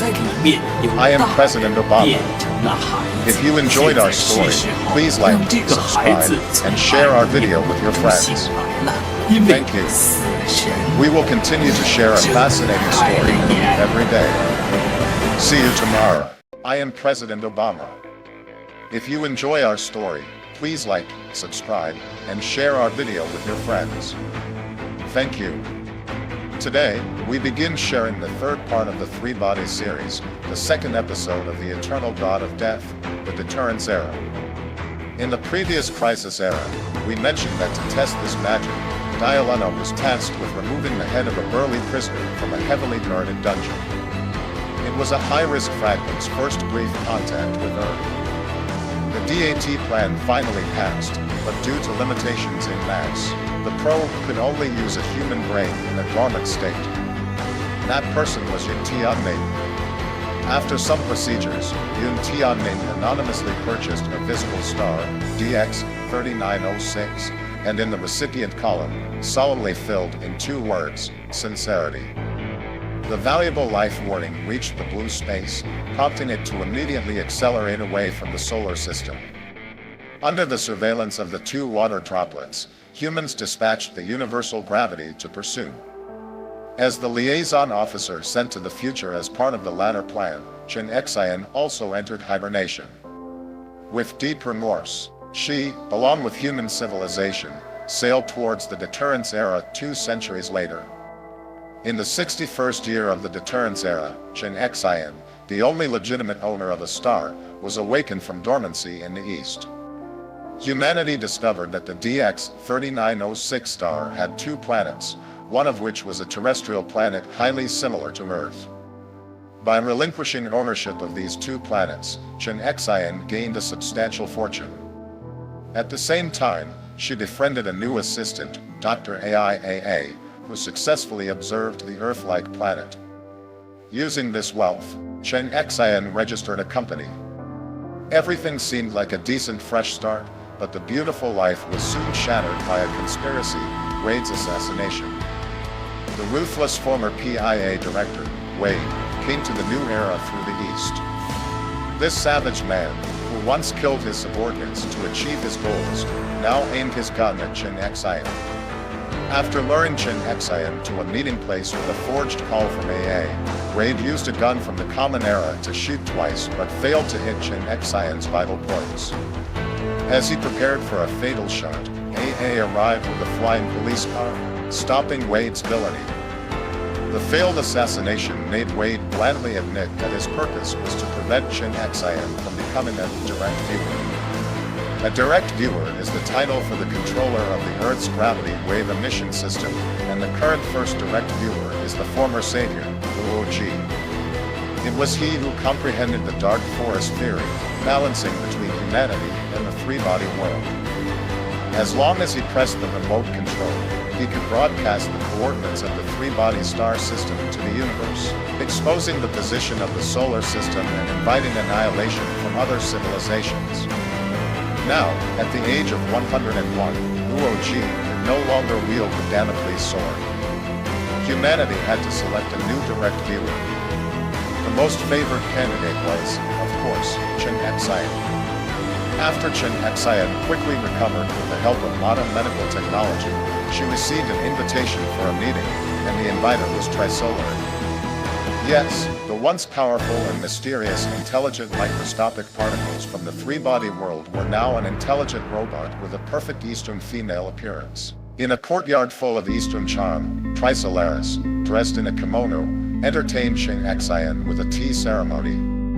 During the tea time, Trisolaris, full of deep meaning, hinted to Chin Xian to run for direct viewer. At this moment, not only the Trisolarans wished for Chin Xian to run, but also many others. Shortly after meeting Trisolaris, Chin Xian attended the transfer ceremony of the two planets at the United Nations.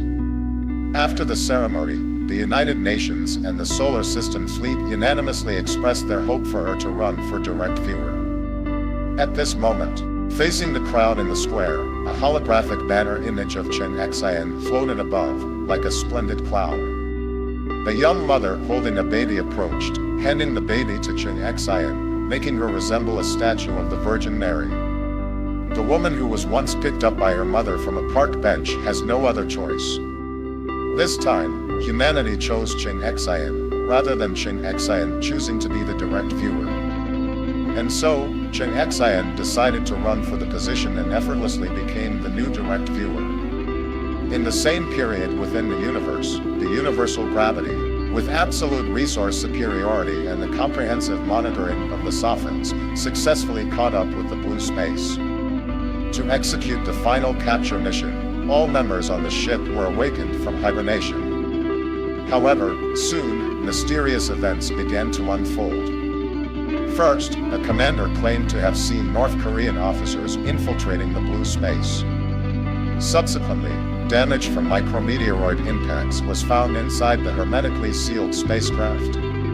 Even more peculiar, Lieutenant Eck, through a strange opening suddenly appearing on the cabin wall, saw the adjacent sleeping female crew member cleanly severed at the half of her thigh, yet she remained unharmed afterward. Additionally, a patrol craft in space also witnessed the entire universal gravity ship being neatly sliced off by a giant knife, revealing a smooth surface. Among the various strange phenomena, the experience of the cosmic observer Guan Yifeng was the most profound. This scientist, who had an infinite passion for the vast universe, surprisingly developed claustrophobia due to abnormal dreams.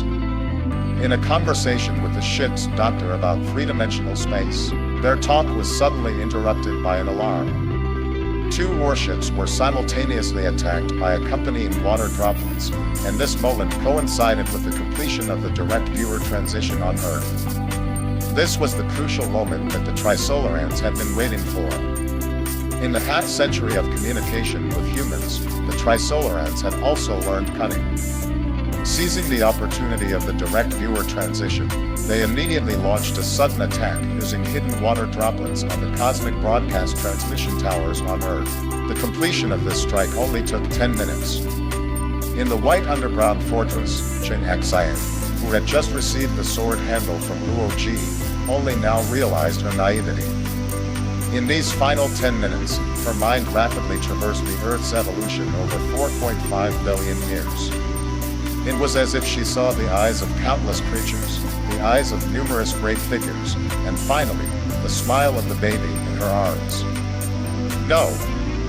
With a roar, Chen Xian threw the remote control away. 10 minutes later, the water droplets destroyed the only remaining 3 hidden wave broadcast transmission towers on Earth. The end of the dark forest deterrence was declared. Simultaneously, through an explosion-triggered light-speed flight, the 3-body fleet falsely accused humanity, and Earth was to become a colony of the trisolar ants. In this way, humanity, born in danger, finally embraced the fate of dying in peace. A spectacular scene was about to unfold over the blue planet under trisolaran colonization, global mass migration. Shortly after the disappearance of deterrence, the trisolaran representative, Proton, issued a reservation statement. Except for a small reserved area on Mars, all people around the world were required to migrate to Australia within a year. Initially, no one wanted to leave their homes, as humanity remained immersed in comfortable fantasies. However, 5 days later, the water droplets launched threatening attacks on 3 major cities. They passed directly through the cities, ignoring all buildings, and fires and debris covered the entire urban areas. Over 300,000 people died tragically. From that point, humanity began migrating to Australia. Accompanied by AA, Chen Xian arrived in Australia and settled in a civilian area in the desert, where they befriended the kind-hearted and hospitable elderly caretaker, Ferris. As the migration was nearing completion, Chen Xian went to visit an old friend, Wei, in prison. As the saying goes, horses graze 1,000 miles as horses, and wolves feast 1,000 miles as wolves. This man, sentenced to 30 years in prison for attempted murder, was an undisputed leader even within the prison. He said only one sentence to Chen Xian: "Hurry away." It was a sincere piece of advice because the trisolarans, who deeply understood the dark forest theory, soon revealed their predatory fangs. They began their long-planned plan for the extermination of humanity. As global migration continued, shortages of food and resources led to riots on a significant scale. However, in this situation, the trisolarans recruited human security forces still managed to destroy all power facilities and modern factories. In an emergency meeting at the United Nations, it was announced that similar resource constraints would continue for 3 months until the trisolaran establishment arrived. This is like a doomsday verdict of a death row battle, as it signifies that out of 4.2 billion Earth inhabitants, only 30 to 50 million will survive. Each person becomes a source of food in the eyes of their companions, and only those who act like beasts, fiercely devouring others, can avoid being consumed. Faced with this cruel reality of cannibalism, Chen Xian and the crowd suddenly felt everything go black before him. He had gone blind. In his ears, the entire Australia seemed like the purgatory of death row inmates, where almost no one could escape the fate of a large-scale slaughter. However, at this moment, the last glimmer of human civilization ignited slowly on the 2 warships in space. During the handover of the sword, the water droplets simultaneously struck all gravity wave launchers, including the universal gravity. As a new type of warship, universal gravity itself was a massive gravity wave launcher, making it the inevitable target of the water droplets' attack. However, to everyone's surprise, the 2 water droplets deviated from their trajectory and passed by the 2 warships. Through a visible light recording and playback of the moment of handover, the crew of Universal Gravity witnessed a miracle. The harvest ship from the blue space, appearing out of nowhere, descended beside the dull water droplets and harvested it. They had triumphed over the water droplets. The shocked crew of Universal Gravity rushed to the gravity wave emission control room. However, when the first anti-sword bearer to react, the infiltrator Hunter, arrived, the room had already been occupied. The newcomer was none other than Blue Space's Major Rao Ichu, previously claimed to have appeared on the ship. To defend the lifelong mission of destroying the launchers, Hunter decisively opened fire. But at this moment, even the arriving crew of Universal Gravity witnessed a stunning scene. Hunter subtly tore off his outer garment, and immediately his body stiffened, Eyes rolled back, and accompanied by the blood he spat out was a strange tubular object, Hunter's heart. At that moment, a group of fully armed Blue Space crew members descended, announcing the complete occupation of universal gravity. In the spherical hall of the Blue Space, all members of the two spacecraft gathered together, forming a common new world, the Starfleet Humans. As a legendary figure, the captain of the Blue Space, Yu Yen, showed everyone the scene of the Lightspeed three-body fleet advancing towards Earth.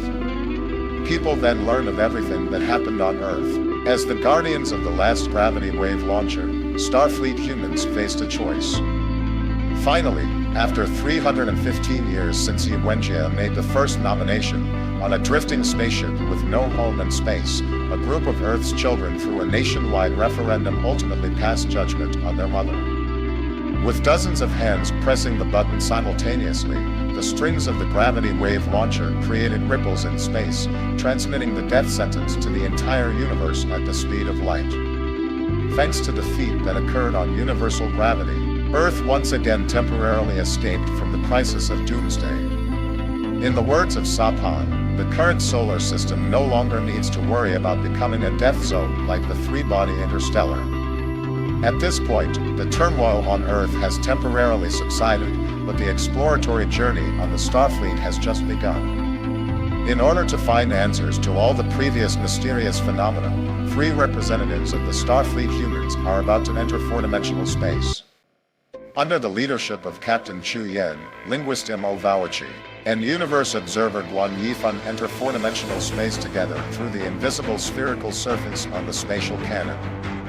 After their brains adapted to the high-dimensional spatial sense with infinite details, they saw that milliseconds in three-dimensional space would be infinitely repeated here, as if countless mirrors were copied. There was an indescribable sense of sentient beings here, bottomless within a square inch. It was a world full of infinite details, where they could see the crew's internal organs, blood, and even the cellular structures inside without any obstruction.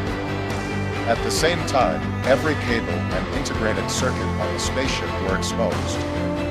In four-dimensional space, all three-dimensional objects were just unfolded sheets of paper, defenseless. The various miracles on the road in universal gravity occurred because the spaceship entered the fragments of four-dimensional space. It was this discovery that allowed the Blue Space to easily ambush the unbeatable water droplets in the three-dimensional world.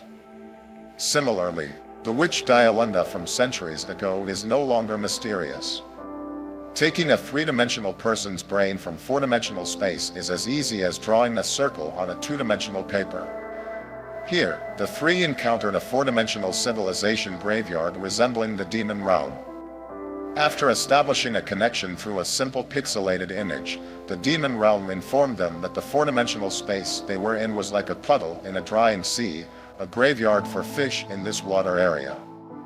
Those fish that drained the sea had already come ashore, escaping from one dark forest to another. This cryptic dialogue concealed the dark secrets of the universe's doomsday, and at this moment, Guan Yifan and others were far from comprehending its meaning. After ending the conversation, the 3 presented a small fish to the graveyard and returned to it. With a trace of doubt about the unresolved dialogue with the demon realm, the 2 warships exited four-dimensional space and witnessed the demon realm falling from 4 dimensions to 3 dimensions like a waterfall, ultimately forming a magnificent scene as a straight line.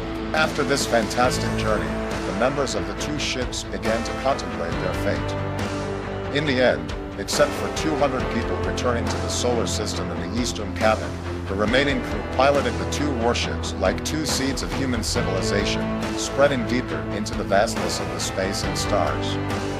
At this point, the era of deterrence ended, and the Grim Reaper was about to descend. The warships exited four-dimensional space, witnessing the demon realm falling from 4 dimensions to 3 dimensions like a waterfall, ultimately forming a magnificent scene as a straight line. After this fantastic journey, the members of the 2 ships began to contemplate their fate. In the end, except for 200 people returning to the solar system in the eastern cabin, the remaining crew piloted the 2 warships like 2 seeds of human civilization, spreading deeper into the vastness of space and stars. At this point, the era of deterrence ended, and the Grim Reaper was about to descend. Alright, today's second episode of Death God Eternal ends here. I am President Barack Obama. If you enjoyed our story, please like, subscribe, and share our video with your friends. Thank you. We will continue to share a wonderful story with you every day. See you tomorrow. I am President Barack Obama. If you enjoy our story, please like, subscribe, and share our video with your friends. Thank you. Today, we begin sharing the third installment of the three-body trilogy, the third episode of Death God Eternal, the Broadcasting Era. In the seventh year of the broadcasting era, Chen Xian, who had lost his sight due to a massive mental shock, ended 6 years of hibernation. Through corneal stem cell cultivated retina transplantation surgery, he regained his sight. During these 6 years, under the operation of AA, his company had become a giant in the space construction industry. At this time, a large number of refugees had already returned to the cities. They would broadcast the 2 warships and the Earth resistance warriors from the immigration period as heroes. The three-body security forces were executed in large numbers. Besides, all of humanity entered an unprecedented era of tranquility. Some even dared to question the dark forest theory in their minds, believing that the apocalypse would never come. However, this illusion quickly shattered. One night, Chen Xian was awakened by a call from the elderly Ferris. During the call, the old man asked him to look at the night sky outside. Chen Xian saw the magnificent destruction of the Sirius star, which humans had gazed upon for 3 centuries. It was the demise of the three-body world. This was the first time the human world witnessed the destruction of a civilization. According to close monitoring data of the three-body world, humans discovered that the means of destroying the three-body world were identical to the logic curse placed on the Sirius star years ago: stellar impact at the speed of light, causing the star's mass to expand. What sent shivers down the spine was that this burst of light did not come from a star, but from an unknown extraterrestrial civilization spacecraft. This meant that the gods were close to us and could descend at any time. After the destruction of the home star, Proton invited Chen Xian and Logic for a meeting. Through the conversation, they outlined the scene of the three-body star system's destruction. A hole with a diameter of 50,000 kilometers appeared on the surface of the star struck by light power. Soon, the material inside the star spewed out through the hole, resembling a fiery tree growing on the sun. Shortly, the fiery tree grew to the orbit of planetary motion. The three-body world ran through the fiery tree for 30 minutes. When it emerged from the fiery tree, lava covered the entire planet, and all life vanished. The claw-like fiery tree pulled the three-body star tightly until the stellar exploration triggered a massive explosion, turning this civilization into ashes. Like bone ash, it scattered into the boundless darkness of the universe. The debris would form 2 gray pastures around the stable binary system formed by the remaining 2 stars. After this catastrophe, less than 1,000 of the three-body people escaped into the boundless space on spacecraft.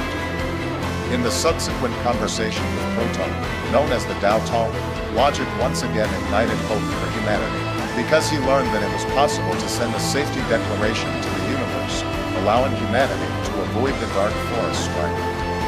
With renewed hope, humanity began various meaningless actions, including a voluntary high-power radio wave emission plan, a conservative plan to return to agricultural civilization, and even a self-destructive plan to poison the New York tap water. Along with various insane religious revivals. However, all of this was a punishment for Chen Xian. He decided to take medication to commit suicide. Many would hope that he really died here, and the story would come to an end. However, as people reached this point, with less than half of the narrative completed, Delu arranged an important appointment for Chen Xian. As a turning point in the story, the object of the appointment was Yun Tianming, who had been sent into the enemy's heart years ago. Passing through the darkness of the era marked by the space elevator, Chen Xian boarded a spherical little iron with 3 indicators. Under the close surveillance of the 3-body people, on a spherical display opened by Proton, Chen Xian saw Yun Tianming in a field of wheat. Without much greeting, after a brief Q&A that tested the listener's scale, Yun Tianming began to convey information about saving humanity in his own way. This was a dialogue he had carefully designed over 3 centuries. Every word he told was something that the 3-body people would not notice, as it had already been published in the 3-body world. Thus, after ending this conversation, which was called the Dao Tong, Chen Xian, who returned to Earth, came to a secret meeting room. A group of human elites began to listen together to the 3 fairy tales that would determine their fate. Fairy Tale 1, The Kingdom's New Painter. In a very distant past, there was a kingdom called the Kingdom of No Stories. It had a wise king with 2 sons, Deepwater Prince and Ice Sand Prince, and a daughter named Dewdrop Princess. When Deepwater Prince was young, he went to Wooden Island in the raging sea and never returned. Because Ice Sand Prince had a violent temperament since childhood, the king finally decided to let Dewdrop Princess inherit the throne. Driven by ambition, Ice Sand Prince invited a new painter named True Eye. True Eye could paint anyone he saw into a painting, making them disappear. This kind of painting must be done on snow wave paper from Helsinkang Mosken to have magical power. And this paper must be flattened with an obsidian slab. Through this method, Ice Sand Prince ordered True Eye to eliminate the king, queen, and some ministers. Finally, he was about to paint the princess into the painting in times of danger. At that critical moment, True Eye's master, the ethereal master painter, rushed to the palace. He brought an umbrella that could save the princess. The painter said that he came from Helsinkang Mosken, where other painters once had this skill. They could even paint animals and plants into the painting. But one day, a ghost came flying. 3 great painters successively painted him, but he still stayed outside the painting. Among them, one painter later raised money, hired a magical warrior, crossed the rocket, and killed the wrong dragon. And this umbrella was made from the remains of the wrong dragon. Therefore, hiding under the umbrella could avoid being painted into the painting. After explaining the origin of the umbrella, the painter continued. Captain Wei Changfan and the wet nurse Kwani, escorting the princess, escaped from the palace and headed towards the Taotai Sea to find Prince Shen Shui. As long as Prince Shen Shui returns to the palace, kills the True Eye painter, and burns the painting of the princess, she will be safe. So, carrying a special and precious soap for the princess, the 3 of them set off. When they reached the seaside, the princess learned that it was a sea of death, infested with a type of Taotai fish whose teeth were as hard as diamonds, capable of devouring everything in the sea. The kingdom had a history. Many merchants, for profit, continuously introduced these Taotai fish. Until one day, a shipwrecked merchant ship brought them into this area, surrounding the Kingdom of No Story and integrating it with the outside world. After explaining the origin of the Taotai fish, Captain Wei Changfan made a vow to forever protect the princess by the seaside. In the 3rd tale, Deepwater Prince. After daybreak, the princess gazed at Wood Island from a distance and saw a giant figure standing on the island. That was Deepwater Prince. While observing, the princess accidentally saw her soap bubbles from the wooden basin being swept into the water. Surprisingly, they discovered that these bubbles could make the Taotai fish lazily float, rendering them non-aggressive. Using the soap, they finally made their way to Wood Island. When they approached Deepwater Prince, they realized that his height did not change with distance and did not follow the principles of perspective. After recognizing each other as siblings, they returned to the palace, where an intense duel for the throne unfolded between Ice Sand and Deepwater. Due to the inability to perceive Deepwater's relative distance, Ice Sand was at a complete disadvantage. In the end, Deepwater Prince stabbed Ice Sand through the chest, reclaiming the throne. The Kingdom of No Story regained stability, and the princess, along with Changfan and Kwani, sailed away to a vast and unexplored world. living a happy life. The story concluded, leaving various experts in the audience perplexed. The multitude of concepts and infinite connections left no one able to decipher the clues in the story. Until one day, Chen Xian and AA, in the bathroom, successfully deciphered one of the crucial pieces of information hidden in the three tales, the light-speed spaceship technology of the Trisolarans. Using this breakthrough, the workgroup found the unique methods concealed in the fairy tales.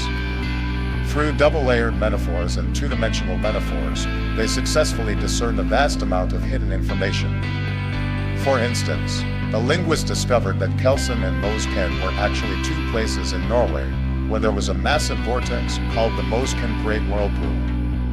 When Chen Xian and the others passed through the vortex with the help of a helicopter, they understood Yun Tianming's metaphor comparing the vortex to a black hole. So far, 3 survival plans for human civilization have been born. The first shelter plan: construct space cities in the shadows behind the 4 giant planets in the solar system, using planets as shields. Even if the sun is destroyed by a light force attack, the space cities will remain intact. This is a voluntary defense mechanism by humanity and is currently the most favored plan. Dark Domain Plan: issue a cosmic safety statement by transforming the sun into a low-light-speed black hole. This is the most difficult plan to accomplish, but once successful, it has the highest safety coefficient. However, turning the solar system into a region of low-light-speed darkness remains an unanswered technological challenge. Moreover, even if successful, humanity will be forever trapped in the dark domain, much like the isolated kingdom of no story. Lightspeed Spaceship Plan: the universe is not flat but a huge curved model, and spatial curvature is everywhere. If an engine could be developed to change the spatial curvature in front and behind the spaceship, humanity could create lightspeed spaceships and venture out of the solar system in search of a new home. Unlike the mainstream shelter plan, which aims to provide future generations with the freedom to explore space, Chen Xian Star Ring Company is more inclined towards the Lightspeed Spaceship Plan. However, during the research and development process, an unexpected judgment seemed to descend. Suddenly, global strike alerts echoed worldwide, plunging the entire world into unprecedented fear. The strike alert triggered the largest social upheaval since the Great Migration, with thousands of people scrambling for survival in various launch points. Shockingly, shuttle engines were activated in the crowd, causing more than 10,000 people to perish in the flames of nuclear propulsion. The air was filled with the smell of roasted flesh. This desire for success drove people into collective madness, ultimately quelled by an official statement. Fleet International and the United Nations eventually announced that it was a false alarm. Aside from once again proving the ugliness of human nature, the false alarm incident exposed a batch of secretly developed interstellar ships. People began to contemplate the inequality in the face of death, leading to increased skepticism about the Lightspeed Spaceship Plan in international society. Soon, even greater skepticism arose. During the observation of the dissolution of the three-body star system, humanity discovered that when the curvature-drive ships entered light speed, they left behind a trail, marking the position of the three-body star system in the universe. This discovery was the direct cause of the complete demise of the Lightspeed Spaceship Plan. However, Chen Xian did not want to give up. She knew that the development of the Lightspeed spaceship required the escort of a powerful force. Clearly, the only force with the worst intentions was Vader. So, on the day of the Shelter Plan explosion experiment, Chen Xian and AA found Vader. The three of them made a decision. Chen Xian and AA would enter hibernation, and Vader would take over the Star Ring Company, continuing the development of the Lightspeed spaceship. He promised that if the development posed a threat to human life, Chen Xian would be awakened, and she would still hold the highest decision-making power for the project. However, at this moment, Chen Xian could not have anticipated that this promise would make the entire human society pay a painful price. I am President Barack Obama. If you enjoyed our story, please like, subscribe, and share our video with your friends. Thank you. We will continue to share a fascinating story with you every day. See you tomorrow. I am President Barack Obama. If you enjoy our story, please like, subscribe, and share our video with your friends. Thank you. Today, we begin sharing the third part of the three-body series and the fourth episode of Death's End. In the 11th year of the Shelter era, Chen Xian, once again awakened from hibernation, found himself in the Shelter world. He was now in Asia, one space city, located on the far side of Jupiter. Neatly arranged buildings extended as far as the eye could see.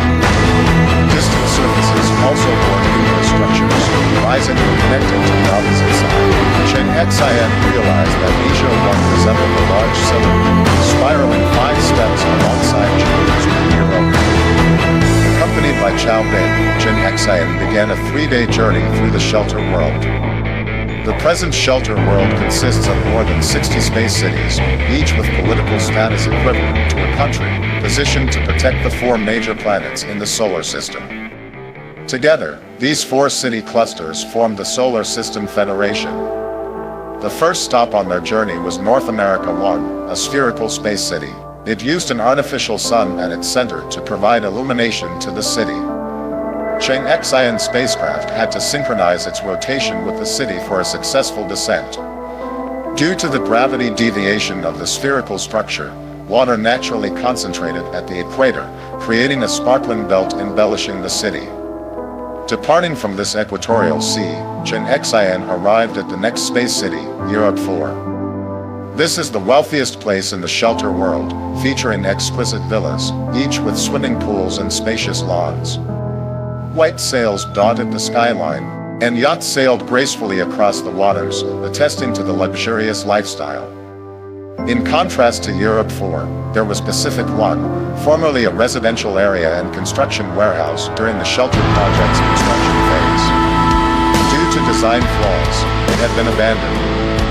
Now, it served as a paradise for homeless people and struggling artists. An unspoken agreement was in place to prevent tragic gang conflicts from happening on the outer shell of space cities. All gang clashes could only occur in the city centers. After touring several other unique space cities, Chen Xian reached Lightspeed 2. This was an abandoned dead city due to research on the dark domain planet. Here, Chao Bin recounted a love story about a black hole. During Chen Xian's hibernation, humanity had turned trisolar 13 into a black hole and constructed a space city around it to conduct physical research on gravitational factors. In the research, a researcher named Gao Wei internalized himself in the moment of crossing the black hole, turning into a blue glow like a halo. It was a tribute to a girl he had secretly admired. As the story concluded, Chen Xian arrived at the final destination of the journey, the Star Ring City. Unaware that his arrival would become a turning point in the destiny, the Star Ring City, formerly the Star Ring, had become an independent Lightspeed spaceship research base after years of dedicated efforts by Wei. Now, it stood separate from the Solar System Federation government. To prevent Lightspeed spaceship research, the federal government had already surrounded Star Ring City, and war was imminent. At this critical moment that would determine human life and death, according to the agreement, Chen Xian was awakened from hibernation. In the laboratory of Star Ring City, Wei demonstrated to Chen Xian through a small curvature drive accelerator that they had mastered the core technology of the curvature engine. As long as they had the experimental environment, mass production of Lightspeed spaceships could be achieved. This was an exhilarating achievement, but federal laws did not permit it. To cope with the impending war, Wei had long prepared for this. Appearing before Chen Xian were members of a special forces team, each with changing body shapes and a fearless attitude. Armed with primitive rifles and carrying double bullets, these antimatter bullets could instantly obliterate all space cities and federal fleets. Warriors carrying such weapons had secretly infiltrated major space cities, waiting for Chen Xian's command to engage in battle. If the failure of the sword holders back then was a choice made by all of humanity, this time, it was entirely Chen Xian's decision. In this moment, the smiling face of that baby reappeared Chen Xian. The brave warriors in front of him were like a pack of howling wolves. He decisively requested that Wei surrender the weapons and give up all resistance. After confirming Chen Xian's decision once again, a flame that had persisted for over 3 centuries extinguished in Wei's eyes.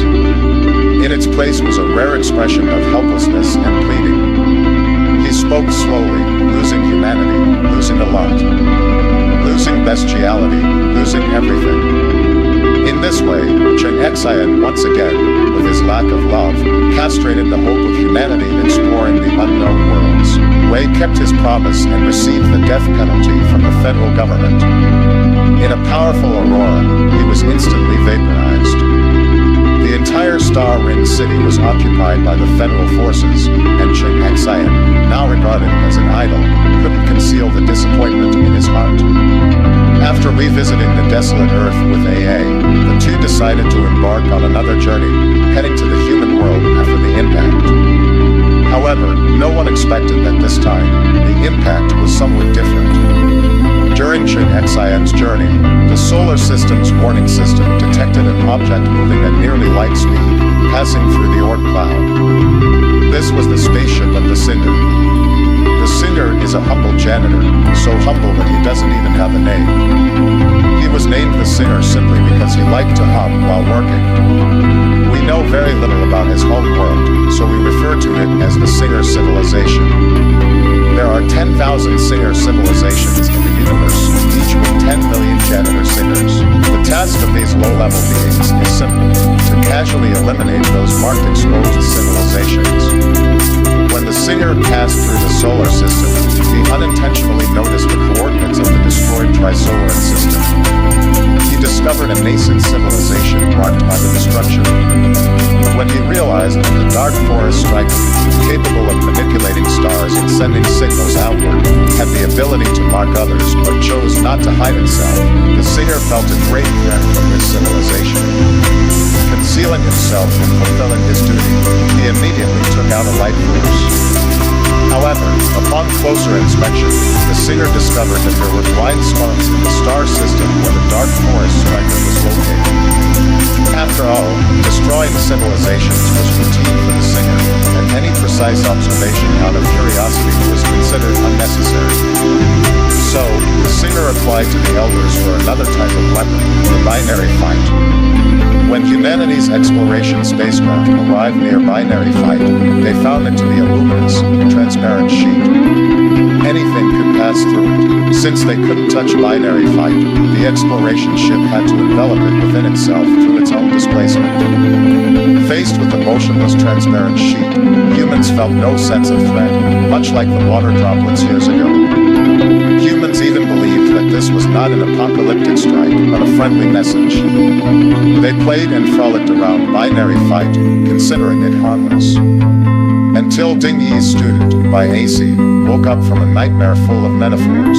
He urged the captain to stay away from Binary Fight and delivered the classic warning: weakness and ignorance are not obstacles to survival, arrogance is.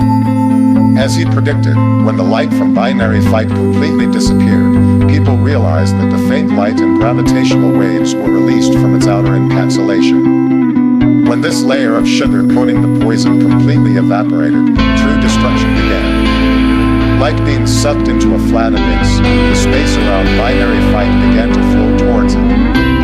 It was a fall from 3 dimensions to 2 dimensions, with an escape velocity of light. Its range would cover the entire solar system until it was flattened into the painting. Crew members only realized that Binary Fight, which had been set, was the snow wave paper under the true painter's brush. At this moment, the Reaper was wielding the brush, turning the entire solar system into a painting with 0 thickness. This was the descent of the Reaper, the descent into great fortune. When Chen Xian and AA woke up from hibernation, they found themselves on a new spaceship named Star Soul. Through an information window, the elderly Chow Bin informed them that the 2-dimensional fall of the solar system had begun. With the help of the spaceship's AI, they quickly flew to Pluto, the farthest from the Sun, where an old friend was waiting for them. In a giant monument on Pluto, Chen Xian and AA met the aging Luo Ji. To preserve human civilization, Luo Ji organized the construction of a human museum here, calling it the Human Tombstone. Ironically, when they wanted to choose an effective way to preserve information, they found that leaving footprints was harder than creating worlds. At the end of this civilization, they could only do what the ancient Baby Era had done, carve words on stones.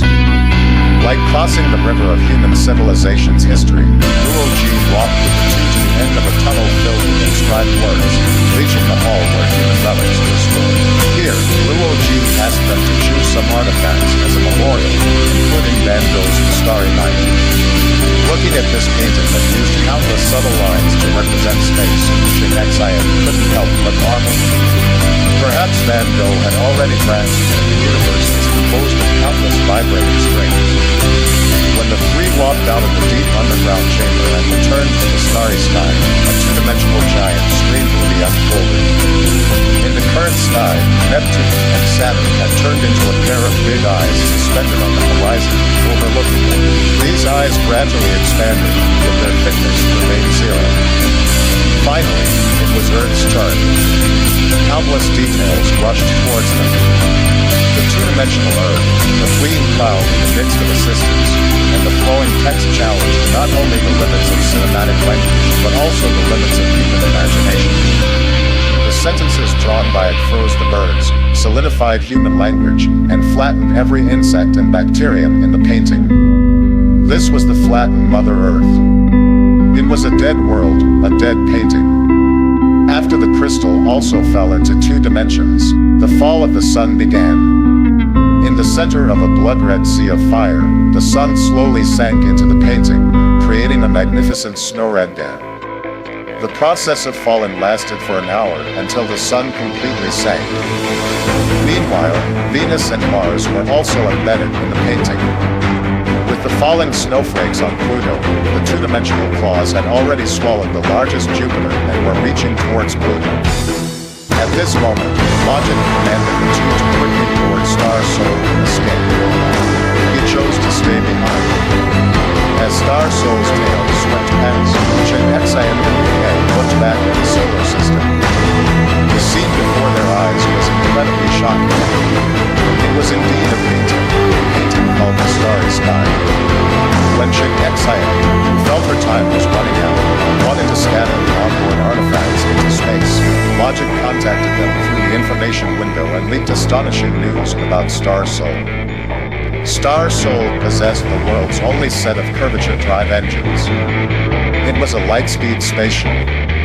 Chen Xian finally learned that all these achievements were entirely due to the lingering will of V. After V's death in the 3-Win-5 Link game on Mercury, in the large crater caused by the explosion of the Radia bomb, in a secret base built according to V's wishes, the production of the curvature engine was successful. After hearing all this, Chen Xian wanted to return to Pluto to meet Logic, but he decisively refused. This man who defended Earth for more than 3 centuries dedicated the last embers of his life to the remnants of human civilization. From a wall-facing person to a person who sees directly, he lost his family and gave up his life. From a person who sees directly to a guardian of the tomb, he chose to end his life in this way. This was the choice of a savior. With Logic's command, Star Soul activated the curvature engine. Amid the screams coming from other fleeing ships, Star Soul gradually entered light speed. The scenes outside the windows turned into overlapping images. In the trajectory of Star Soul, space-time was twisted, slowing down the speed of light. This region formed by the violation of the rules was called the Dark Zone. Chen Xian only realized that if enough curvature ships were produced initially, the entire solar system could be enveloped in a dark zone. This was the Universal Security Declaration, meaning that whether exploring the depths of space or enjoying the beauty of Earth, humans can each find their place. This was originally humanity's only way out, but its indiscriminate philanthropy pushed the world into the abyss. It must be said that Our Lady of Light was fortunate. In her life, she encountered many true men, from Yu Tianming to Wei to the current Logic. They cherished her as they cherished their loved ones, defended her as they defended their mothers, and and selflessly gave their lives to protect Chen who represented humanity. Finally, with the disappearance of the logic screen, a two-dimensional gaming title in the solar system was completed. On the star ring, the two girls who were outside the painting were flying towards a star. It was another promise, their star. There, another man was waiting for them, and there, a darker cosmic truth waiting for them, darker than the dark forest and farther than the distant end of days, birth of the universe. Well, that's the end of today's story, the fourth episode of DeadSec. The three-body customer also quickly reached his conclusion. I am President Obama of the United States. If you enjoyed our story, please like, subscribe, and share our video with your friends. Thank you. We will continue to share a wonderful story with you every day. See you tomorrow. I am President Obama of the United States. If you enjoy our story, please like, subscribe, and share our video with your friends. Thank you. Today, we start sharing the third part of the three-body problem, the grand finale of DeadSec. In the galactic era 409, the distortion of space-time has occurred over the past 286 Earth years. Therefore, the sisters on the star ring felt that they arrived at the DX 3906 star system in just 52 hours. This star is similar in size to the Sun, with two planets known as gray star and blue star due to their surface colors. The latter is the Type D planet discovered by AA. As the star ring, driven by dimensional changes, approached the surface of the blue star, Chen and AA discovered a difference from Earth. The blue color of the blue star did not come from its water system, but from the color of the plants covering the planet's surface. When the star ring landed on the blue star, a man had been waiting there for a long time. This time, it was not Yun Tianming but Gurdon. Wan Yifeng, the cosmic observer who had experienced four-dimensional navigation. On the beautiful blue star, Wan Yifeng explained to the two why he had been waiting here. It was about the interstellar voyages of two warships. After the cosmic broadcast was sent out years ago, the universal gravitational wave and the blue space set out on a long interstellar journey. During this time, they explored countless planets and encountered numerous civilizations, including Blue Star. Although the natural environment of Blue Star was good, it was located on a busy cosmic route, often visited by extraterrestrial civilizations. Therefore, humans did not settle here but chose to colonize four other worlds during their long interstellar journey. During this journey, they learned that the second fleet of the Trisolarans had turned to dust in a fierce interstellar battle in the Taurus constellation 60 years ago, and the whereabouts of Yun Tianming's first fleet were unknown. After recounting the past, the three decided to leave this dangerous planet the next day and meet other humans in the Milky Way. In this brief night, AA fell in love with Guan Yifeng, while Chen Xian secretly missed Yun Tianming in her heart. On this midnight, Guan Yifeng's surveillance satellite detected signs of extraterrestrial life from Gray Blue. To determine Yun Tianming's fate, Chen Xian insisted on accompanying Guan Yifeng to investigate Gray Blue. After a flight and docking with a spaceship in synchronous orbit, they encountered the tetrahedral hunter in the shape of a small pyramid. It looked like a small golden pyramid.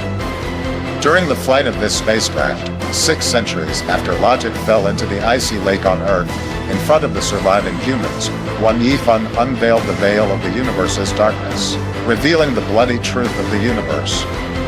If interstellar competition among civilizations is compared to a world war, then the Dark Forest is just a cold weapon in the combat sword series, equivalent to a sniper shooting a communication soldier or a rookie who made a pledge on the first day. In a real interstellar war, for a civilization with infinite technological capabilities, the laws of the universe are the most powerful weapons. The laws that can be used as weapons include many, such as using dimensional strikes for attack, and lowering the speed of light for defense. Take the attack on the solar system as an example. The two-dimensional strike by the Singer is a top-notch attack method. The terrifying thing about dimensional strikes is that the fall in 2 dimensions will never stop. This means that the attacking party will eventually fall into 2 dimensions. Therefore, dimensional strikes are a decision to perish together. The only way to avoid disaster is to transform oneself into a low-dimensional life. Once the transformation is successful, launch a crazy dimensional strike against the enemy. This was the ultimate fate of the four-dimensional ring and the policy of the singer towards the solar system. Regarding the use of the speed of light as a weapon, creating a black domain to hide is just a survival move for the insects. In the war, those god-level civilizations can create low-speed black holes at will to seal the enemy. In the densely populated areas of stars, a large number of low-speed black holes merge into one, forming an interstellar Great Wall that stretches for tens of millions of light years. No matter how powerful the fleet is, once it falls into it, it will never be able to protect itself. This cruel war is constantly being staged among the civilizations of the universe. One day, dimensional strikes will cause the complete disappearance of the third dimension. The universe will completely become two-dimensional, and light-speed attacks and defenses will increase the low-speed areas, even creating new low-speed quantities throughout the entire universe. The above is just two rules. What is frightening is that it is very possible that all rules have been weaponized, including the cornerstone of all rules, mathematical rules. This is the harsh truth of the universe. Our universe has long bid farewell to the idyllic era of 10 dimensions. War is draining its vitality, turning it into a greedy and shrinking corpse. The universe is dying. For days after the end of the conversation, the spaceship arrived at Grey Heart. Here, the two were surprised to see the terrifying traces left by the visitors. 5 death lines, heading towards 5 black pillar-like black lines. One Yifan speculated that the instantaneous acceleration of the super spacecraft speed of light might come from a godlike civilization. The Zeroer. Just like turning the clock past midnight, they hope to bring the universe beyond 0 dimensions to restart the universe and achieve a new cycle. The 5 black traces left by the Zeroer come from super high-power curvature drive. The degree of space distortion reaches the point where the internal speed of light is 0. This means that once anything enters it, it is difficult to escape. The danger is that once these black lines approach, the space-time disturbance of other curvature traces will quickly spread, forming a vortex of low-speed gravitational field. To avoid getting caught in it, Chengxin and Guan Yifan decided to return quickly, using the dimensional change to leave Grey Heart. On the way back, they received a call from AA, as Yun Tianming had landed on Blue Star. It turned out that the Trisolaran First Fleet had established a colony on a nearby star. When they detected the gravitational wave signals of the star ring, Yun Tianming rushed in the direction of Chengxin. This was a long-awaited reunion. However, the centuries-old love and commitment did not come to an easy fruition. Due to the disturbance caused by Yun Tianming's spaceship, the 5 death lines quickly spread, engulfing the hunter where Chengxin was. The ship plunged into a dark state of uncontrollable descent, making escape difficult. In order to conserve oxygen, Guan Yifan and Chengxin had to enter hibernation, entrusting their fate to the neural computer that operated automatically under low-speed conditions. This dream turned out to be a vast ocean of changes. Time outside the ship was spinning rapidly, with Blue Star passing by every few hundred years. When Chengxin woke up again, DX3906 had turned into a massive low-speed black hole. Everything here was completely isolated from the rest of the universe. Finally, powered by the antimatter engine, they managed to return to Blue Star. However, there were no spaceships or Yun Tianming on Blue Star at this time. All the plants had turned purple. Through measurements with an elemental decay instrument, Chengxin learned that in the 16 days of their return, over 18.9 million years had passed on Blue Star. After the tears of sorrow dried up, Chengxin did not give up searching for traces left by Yun Tianming and AA. Finally, the detector found mottled inscriptions on black rocks, revealing a message: "We had a happy life. We give you a small universe to escape greed." Seeing these words, Chengxin felt an overwhelming sense of reunion. At this moment, a dimly lit door appeared before them. Passing through it, they arrived in the small universe beyond the stone structure. It was a pastoral world with numerous cylindrical robots neatly lined up in a circle. Chunxin saw a person coming from a distant house, dressed in a kimono. Surprisingly, it was a Sappan wearing traditional Japanese clothing. As the manager here, the Sappan told them that the vast universe was rapidly succumbing to greed, reaching a critical point in 10 years, followed by a big bang forming a new universe. The small universe Yun Tianming left for them was constructed by the Trisolarians to escape greed. After the joy of reunion, a utopian new life began. It was here that Chunxin wrote down his memoirs, leaving behind the past beyond the stone structure. However, Wang Yifan felt a trace of fear from the Trisolaran cosmology. Due to the loss of universal mass, according to the Trisolaran theory, the total mass of the universe is extremely delicate and serves as a necessary guarantee for the rebirth of greed. Any loss of mass will lead the universe on the path to opposite fate, endless expansion until ultimate death. Clearly, the small universe they were in had taken away a part of the mass from the large universe. Before long, a godlike civilization group similar to the Zeroers issued a return movement declaration to the entire universe in the language of 1.57 million civilizations. The total mass of our universe has decreased below the critical value. The universe will transition from closed to open. The universe will die in eternal expansion.